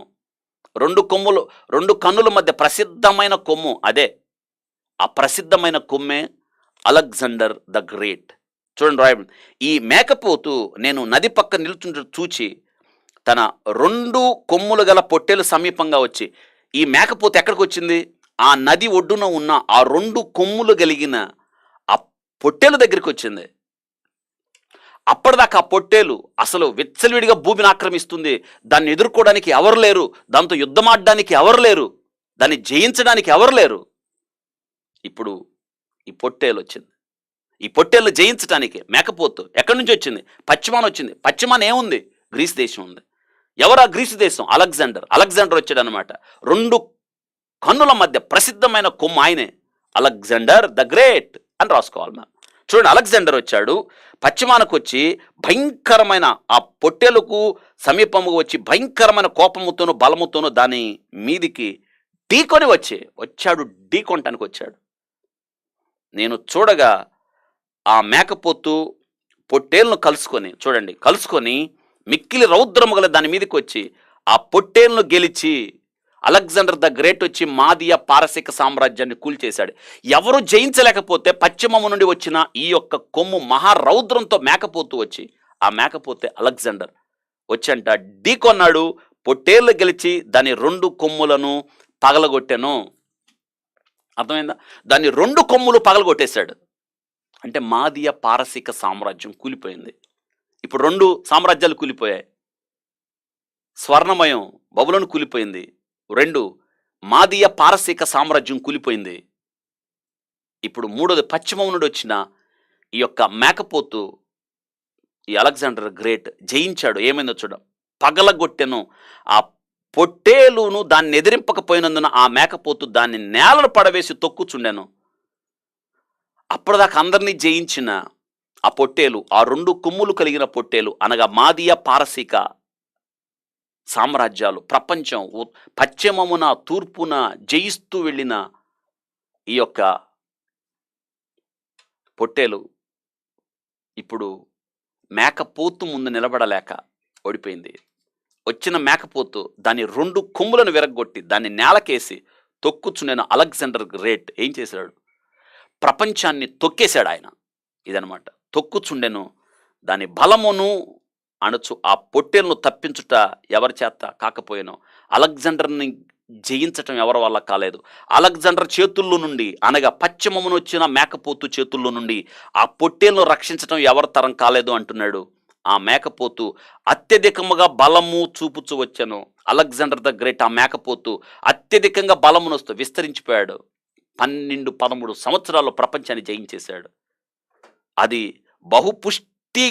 పుష్టి నొందగా దాని పెద్ద కొమ్ము విరిగాను. చూసారా, ఇక్కడ గమనించండి, పుష్టి నొందింది. 13 సంవత్సరాల్లోపే ప్రపంచాన్ని జయించేశాడు అలెగ్జాండర్ మహాచక్రవర్తి. అందుకే పుష్టి నొందెనని రాయబడ్డది. పుష్టి నొందెను అలెగ్జాండర్ ద గ్రేట్ గురించి. ఏమైంది? పుష్టి నొందిన తర్వాత వాక్యం రాయబడింది, కొమ్ము అని తెలుసుకున్నాం కదా, పెద్ద కొమ్ము విరిగెను. ఇక్కడ మీరు ప్రత్యేకంగా ఈ వచనాన్ని గమనించండి. 7వ వచనం చివరి మాటలో ఆ పొట్టేలను గెలిచి దాని 2 కొమ్ములు పగలగొట్టెనని ఉంది. ఆ 2 కొమ్ములు పగలగొట్టెను అంటే పగలగొట్టడం అంటే ఎవరో ఒకరు దాని మీద దాడి చేస్తేనే కదా పగలగొట్టబడ్డం. అలెగ్జాండర్ చక్రవర్తి వాటిని పగలగొట్టాడు. కానీ ఇక్కడ ఆ మేకపోతు కొమ్ము పగలగొట్టబడలా, చక్కగా రాయబడింది, విరిగెను దానంతటదే విరిగెను. అనగా 13 ఏళ్లలోనే ప్రపంచాన్ని జయించిన అలెగ్జాండర్ చక్రవర్తి కొమ్ము విరిగెను. అర్ధంతరంగా 33 సంవత్సరాలకి కొమ్ము విరిగెను, చనిపోయాడు. కొమ్ము విరిగెను. నిజంగా ఎంత వాక్యం చూసారా, ఎంత గొప్ప గ్రంథం. కొన్ని వేల సంవత్సరాలకు ముందు దేవుడు రాసిపెట్టాడు. జరగబోయే సంగతులు రాశాడు. అలెగ్జాండర్ అనేవాడు ఈ భూమి మీద పుట్టక ముందే దేవుడు రాశాడు. ఎంత గొప్ప విషయం! వాక్య భాగంలో గమనించారా? దేవుని సంకల్పం ఎంత గొప్పదండి! ఎంత గొప్పదో ఆలోచించండి. వాక్యంలో రాయబడింది చూడండి. పెద్ద కొమ్ము విరిగెను, దానికి బదులుగా 4 ప్రసిద్ధమైన కొమ్ములు ఆకాశపు నలుదిక్కుల పెరిగెను. కొమ్ము విరిగిపోయింది. అలెగ్జాండర్ చనిపోయాడు. అలెగ్జాండర్ తర్వాత రాజ్యానికి రావడానికి ఆయన పిల్లలు 2 చిన్న చిన్న పిల్లలు, ఆయనకి 3 భార్యలు, ఆయనకు ఒక సోదరుడు, దూర బంధువు ఉండేవాడు, అనుచరుడు. అలెగ్జాండర్ ఒక్కడే గ్రీకు వీరుడు. అందుకే ఆయన పిల్లలు పసివారు కాబట్టి తన దగ్గర ఉన్న 9 సైన్యాధిపతులకి ఈ దేశాన్ని, ప్రపంచాన్ని పంచిచ్చాడు. అవే ప్రసిద్ధమైన 4 కొమ్ములు ఆకాశపు నలుదిక్కుల పెరిగెను. అర్థమైందా? దేవుడు చూడండి ఎంత స్పష్టంగా పరిశుద్ధ గ్రంథంలో ఆ విషయాలు రాసించాడు. కాబట్టి ఇది 3వ సామ్రాజ్యం మాదీల పారసీకులు అయిపోయిన తర్వాత అలెగ్జాండర్ ద గ్రేట్ వాక్యలో రాయబడింది రాజ్యానికి వచ్చాడు. అయితే అలెగ్జాండర్ చక్రవర్తి దేంతో పోల్చబడింది అంటే ఇతడితో పోల్చబడింది. కాబట్టి ఆ 2 కొమ్ములు మాదియా పారసీక, ఆ పొట్టేలు వాక్యంలో మనం చూసాం. వచ్చిన మేకపోతు పశ్చిమాన్ నుంచి వచ్చింది, గ్రీస్ దేశం నుండి వచ్చింది. అలెగ్జాండర్ ద గ్రేట్ వచ్చాడు, వాటిని పగలగొట్టాడు. చివరికి అత్యధికంగా బలమునుంది, రౌద్రమునుంది, త్వరగా వ్యాపించాడు, పుష్టి నొందాడు. కొమ్ము విరిగిపోయింది, దానికి బదులుగా 4 కొమ్ములు వచ్చాయి. అనగా తన దగ్గర ఉన్న 9 సైన్యాధిపతులు ఆ ప్రపంచాన్ని ఆక్రమించినట్లుగా ఆయన ప్రపంచాన్ని క్రీస్తుపూర్వం 333లో ముట్టడించాడు, మనందరికీ తెలుసు. ఆయన తర్వాత అలెగ్జాండర్ చక్రవర్తి దగ్గర ఉన్న ఆ 9 సైన్యాధిపతులు లైసీ మ్యాకస్, కసాండర్, సెల్యూకస్, టోలమీ, ఈ 9 సైన్యాధిపతులు ఎవరు? లైసీ మ్యాకస్, కసాండర్, సెల్యూకస్, టోలమీ, ఈ 9కి ఆ రాజ్యాన్ని పంచిపెట్టి ఇవ్వబడింది. కాబట్టి దీంతో 3వ సామ్రాజ్యం అయింది. ఆ తర్వాత ఇక 4వది ఇనుముతో పోల్చబడింది. చూసారా? ఇనుముతో పోల్చబడ్డం. ఆ ఇనుమే రోమా సామ్రాజ్యం, మనందరికీ తెలుసు. ఆ ఇనుము రోమా సామ్రాజ్యం. ఇనుము దేంతో పోల్చబడింది? 2వ అధ్యాయం 4వ వచనంలో పిమ్మట 4వ రాజ్యం ఒకటి లేచును, అది ఇనుము వలె బలముగా ఉండును, ఇనుము సమస్తమైన వాటిని దంచి విరగొట్టును కదా, ఇనుము పగలగొట్టినట్లు రాజ్యములను పగలగొట్టి పాడు చేయును అన్నాడు. చూసారా? ఆ ఇనుము యేసుక్రీస్తు ఈ హయామంలోనే ఆయన ఈ భూమి మీదకి వచ్చాడు. ఆయన క్రీస్తు పూర్వం 168 నుంచి క్రీస్తు శకం 476 వరకు ఈ సామ్రాజ్యం ఉంది. అయితే ఇక్కడ ఇనుము రోమా సామ్రాజ్యం ఆ ఇనుముతో పోల్చబడింది. ఆ తర్వాత కాళ్ళ దగ్గరికి వచ్చినప్పుడు ఇక్కడికి ఒక విషయాన్ని జ్ఞాపకం చేసుకోవాలి. దానియేలు గ్రంథం 7వ అధ్యాయం 7వ వచనంలో పిమ్మట రాత్రి యందు నాకు కనబడిన దర్శనం. చూడండి, ఆ దానియేలు గ్రంథం 7వ అధ్యాయం 7వ వచనం. పిమ్మట రాత్రి యందు నాకు దర్శనము కలిగినప్పుడు నేను చూచున్న ఘోరమును భయంకరమైన 4వ జంతువు ఒకటి కనబడను. అది తనకు ముందుగా నుండిన ఇతర జంతువులకు భిన్నమైంది. దానియేలు దర్శనం చూశాడు, భిన్నమైంది. అది మహా బలాత్యము గలది, దానికి పెద్ద ఇనుము దంతమును 10 కొమ్ములుండెను. అది సమస్తమును భక్షించి తుత్తునీలుగా చేయును, మిగిలిన దాన్ని కాళ్ళ కింద అణగదొక్కును. ఇదే దానియేలు ఆ భక్తుడు చూసిన దర్శనం కూడా. ప్రభువైన దేవుడు దానియేలుకి ఇచ్చిన దర్శనములో ఇదే అన్నమాట. రోమా పాలన ఎంత భయంకరంగా ఉంటుందో చూయించాడు ఇక్కడ నెబుకద్నెజరు చూసిన దర్శనంలో దేంతో చూశాడు? ఆయన ఇనుము, ఆ మోకాళ్ళు ఆయన ఇనుముతో చూశాడు, దంచటం చూశాడు. అది ఎంత భయంకరంగా ఉంటుందో దానియేలుకు చూయించాడు దేవుడు. ఇది రోమా సామ్రాజ్యం గురించి ప్రవచనం 7వ అధ్యాయం 7వ వచనంలో ఏంటంట, ఆ పిమ్మట రాత్రి యందు నాకు కలిగిన దర్శనము కలిగినప్పుడు నేను చూచుచుండగా, నాకు దర్శనం కలిగినప్పుడు చూచుండ ఘోరం. రోమా సామ్రాజ్యం యొక్క పరిపాలన భయంకరం. 4వ జంతువు ఒకటి కనబడినది, తనకు ముందుగా నుండిన ఇతర జంతువులకు భిన్నమైంది. అది బలమహాత్యములు గలది, దానికి పెద్ద ఇనుము దంతములు 10 కొమ్ములు ఉండెను. చూసారా? ఏంటంట, దానికి పెద్ద ఇనుము దంతము.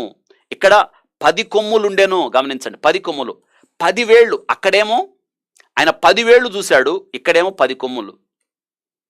10 వేళ్ళు 10 మంది రాజులు. రేపు వారు ఒక కూటమిగా తమ మీద రాజుగా ఉండడానికి ఒక అతను ఎన్నుకుంటారు. ఆయనే క్రీస్తు విరోధిగా బయటపడతాడు. ఇక్కడ దానియేలేమో 10 కొమ్ములు చూశాడు, మహాభయంకరం. చూడండి, దానికి పెద్ద ఇనుప దంతము 10 కొమ్ములు నేను సమస్తమును భక్షించి తుత్తునీలుగా చేయొచ్చు, నేను మిగిలిన దాన్ని కాళ్ళ కింద తొక్కుచు నేను. చూడండి దానికంట భిన్నం. 10 కొమ్ములు, ఇక్కడేమో 10 కొమ్ములు. దానియేలు గ్రంథం 2వ అధ్యాయంలోనేమో అక్కడేం చూసాం మనం? నెబుకద్నెజర్ ఏం చూశాడు? 10 వేళ్ళు చూశాడు. అక్కడేమో వెండితో 2 రొమ్ములు, కానీ దానియేలు చూసిన దర్శనంలో పొట్టేలుకు 2 కొమ్ములతో పోల్చబడింది. చూసారా? మనం దేవుని వాక్యాన్ని ఇలా ధ్యానం చేయాలి. ఇలాగా మనం ధ్యానం చేసినప్పుడు పరిశుద్ధ గ్రంథంలో ఉన్న ఎన్నో విషయాలు మనం చూస్తామన్నమాట. వీళ్ళు ఈ యొక్క రోమాను పరిపాలించిన వాళ్ళు చాలా భయంకరులు. ఆ రోమా కాలంలోనే క్రైస్తవ సంఘం ఏర్పడడం, విస్తరించడం, బహుశ్రమల పాలవడం.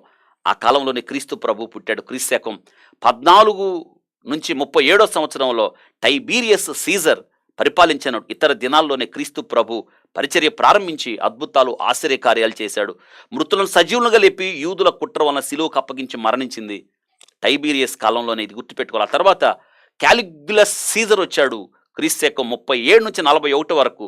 ఇతని రోజుల్లో రోమీయుడగు సౌలు ప్రధాన యాజకుల యొద్ద అధికారాలు పొంది క్రీస్తు సంఘమునకు వ్యతిరేకం క్రైస్తవుని హింసించడానికి అతడు తాకీదులు పొంది యెరూషలేముకు తేవడానికి ఆయనకి దమస్కు వెళ్ళింది. మా క్రీస్తు మార్గంలో అపోస్తుల కార్యాలు 9వ అధ్యాయం మొదటి 15 వచనాల్లో జరిగిన సంగతి ఇతని కాలంలోనే. క్యాలిగ్యులస్ సీజర్ ఆ తర్వాత రాజ్యానికి వచ్చాడు.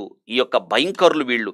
క్రీస్తు శకం 41 నుంచి 54 వరకు క్లాడియస్ సీజర్ వచ్చాడు. క్లాడియస్ సీజర్ ఇతని హయాంలో ఆ రోము పట్టణం బహిష్కరించబడింది. యూదుల్ని బహిష్కరించి బహు భయానకంగా తీసుకొచ్చాడు క్లాడియస్ సీజర్. ఈ క్లాడియస్ సీజర్ని బైబిల్ గ్రంథం మందు గుర్తించడం జరిగింది. బైబిల్ గ్రంథంలో ఇతని కాలంలో భయంకరమైన కరువు వచ్చింది. మనం అపోస్తుల కార్యాలు 11వ అధ్యాయం 28వ వచనంలో చూస్తాం. ఆ తర్వాత నీరో చక్రవర్తి రావడం. ఈ నీరో చక్రవర్తి ఎంత భయంకరంగా పరిపాలించాడో, క్రైస్తవుల్ని ఎంతమందిని చంపాడో మనందరికీ తెలుసు. ఆ తర్వాత క్రీస్తు శకం 70వ సంవత్సరంలో టైటస్ యెరూషలేము ఆలయాన్ని ధ్వంసం చేయడం మనం చూస్తాం. ఈ యొక్క రోమా యొక్క ఆ పరిపాలన తర్వాత ఇది ఇనుము వలె ప్రపంచాన్ని హస్తగతం చేసుకోవడం. ఆ తర్వాత కాలంలో మనం అదే చూస్తాం. 10 వేళ్ళు. ఈ 10 వేళ్ల దగ్గరకు వస్తున్నాం ఇప్పుడు మనం. ఈ 10 వేళ్ల యొక్క చరిత్ర తెలుసుకుంటే మనం 10 వేళ్ళు 10 కొమ్ములు దీని వివరాలు ప్రకటన గ్రంథం 17వ అధ్యాయం 7 నుంచి 12 వచనాలు చదివితే, ఆ దూత నాతో ఇట్లని నీవేళ ఆశ్చర్యపడితే ఈ స్త్రీని గురించిన మర్మము 7 తలలు 10 కొమ్ములు. 7 తలలు 10 కొమ్ములు. గమనించండి, 7 తలలు 10 కొమ్ములు అంటే 7 తలలు అంటే యెరూషలేము 7 కొండలు అనమాట. 7 కొండల మీద 10 మంది రాజులు అనమాట. ఇది గుర్తుపెట్టుకోవాలి.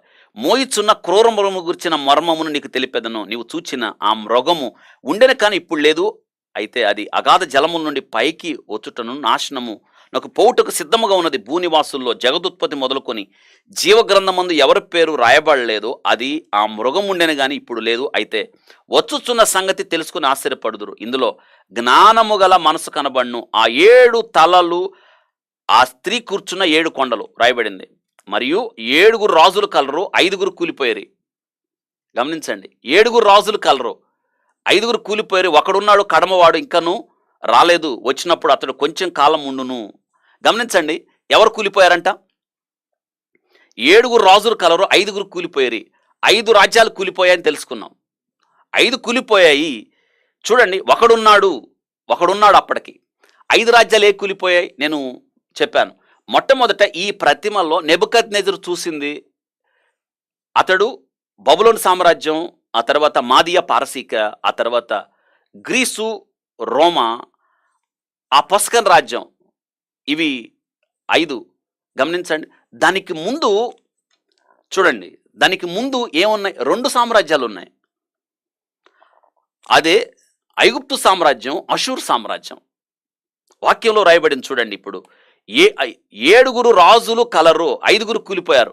అది చెప్పేటప్పటికి, ఈ దర్శనం కలిగేటప్పటికి ఈ యొక్క యోహానికి ముందు 5 సామ్రాజ్యాలు, రాజులు కూలిపోయాయి. ఆయన కాలంలో సరిగ్గా రోమా సామ్రాజ్యం పరిపాలన ఉంది. రోమా ఎన్నోది అని నేర్చుకున్నాం? 6వది. ఆయన కాలంలో రోమా సామ్రాజ్యం, అందుకే అంటున్నాడు 5 కూలిపోయారు, 6వ వాడు ఆయన. ఇది రాసేటప్పటికి రోమా సామ్రాజ్యం ప్రపంచాన్ని పరిపాలిస్తూ ఉంది, అందుకే అంటున్నాడు. ఆయనకి ముందు 5 కూలిపోయారు. 5 అంటే ఎవరో మళ్ళీ జ్ఞాపకం చేస్తాను. ఐగుప్తు సామ్రాజ్యం కూలిపోయింది, అషూర్ సామ్రాజ్యం కూలిపోయింది, బబులోను సామ్రాజ్యం కూలిపోయింది, మాదియా సామ్రాజ్యం కూలిపోయింది, 5వది గ్రీస్ కూలిపోయింది. 5 పోయారు. అదే అంటున్నాడు,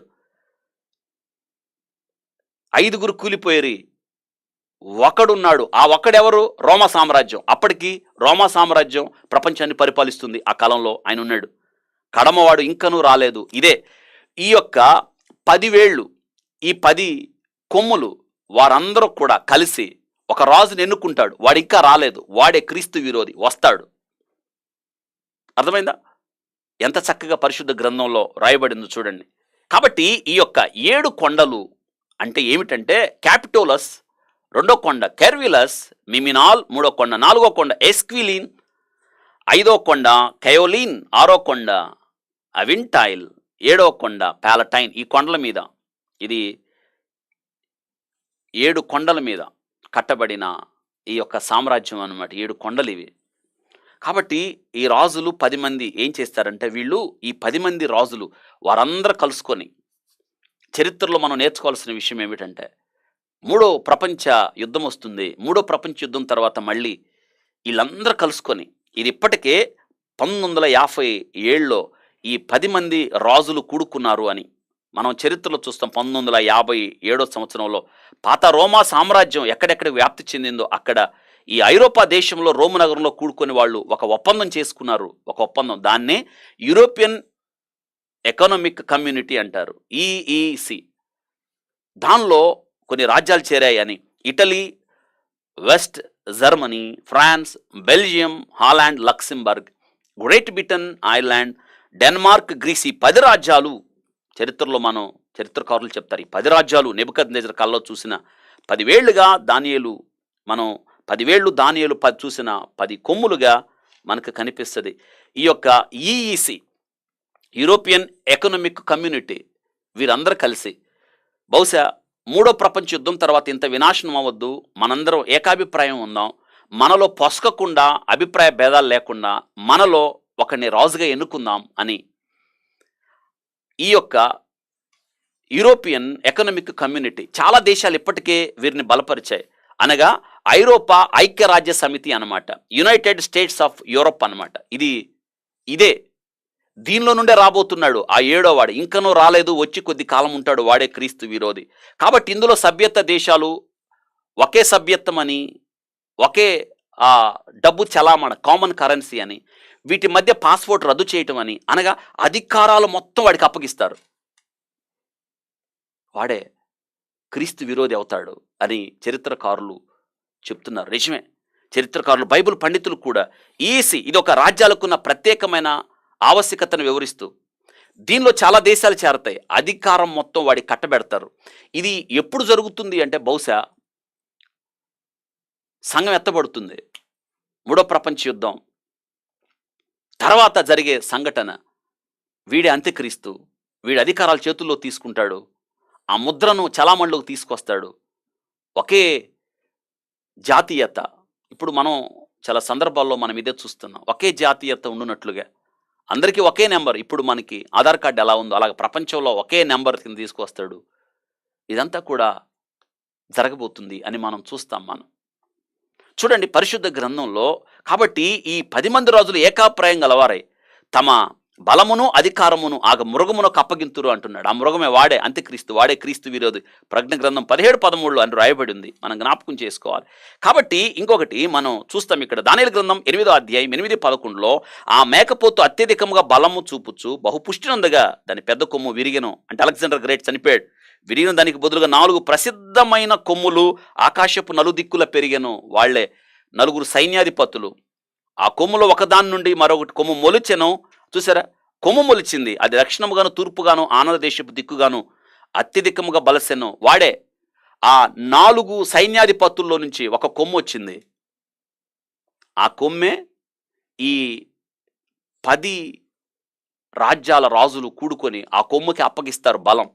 ఆకాశ సైన్యము పెరిగి నక్షత్రంలో కొన్నిటిని పడవేసి కాళ్ళ కింద తొక్కుచున్నాను. వాడే క్రీస్తు విరోధి. ఆ సైన్యం యొక్క అధిపతికి విరోధముగా తను హెచ్చించుకొని అనుదిన బల్యార్పణ నిలిపివేసి ఆయన ఆలయమును పడద్రోయును. వీడే అంత్యక్రీస్తు అనగా చివరి.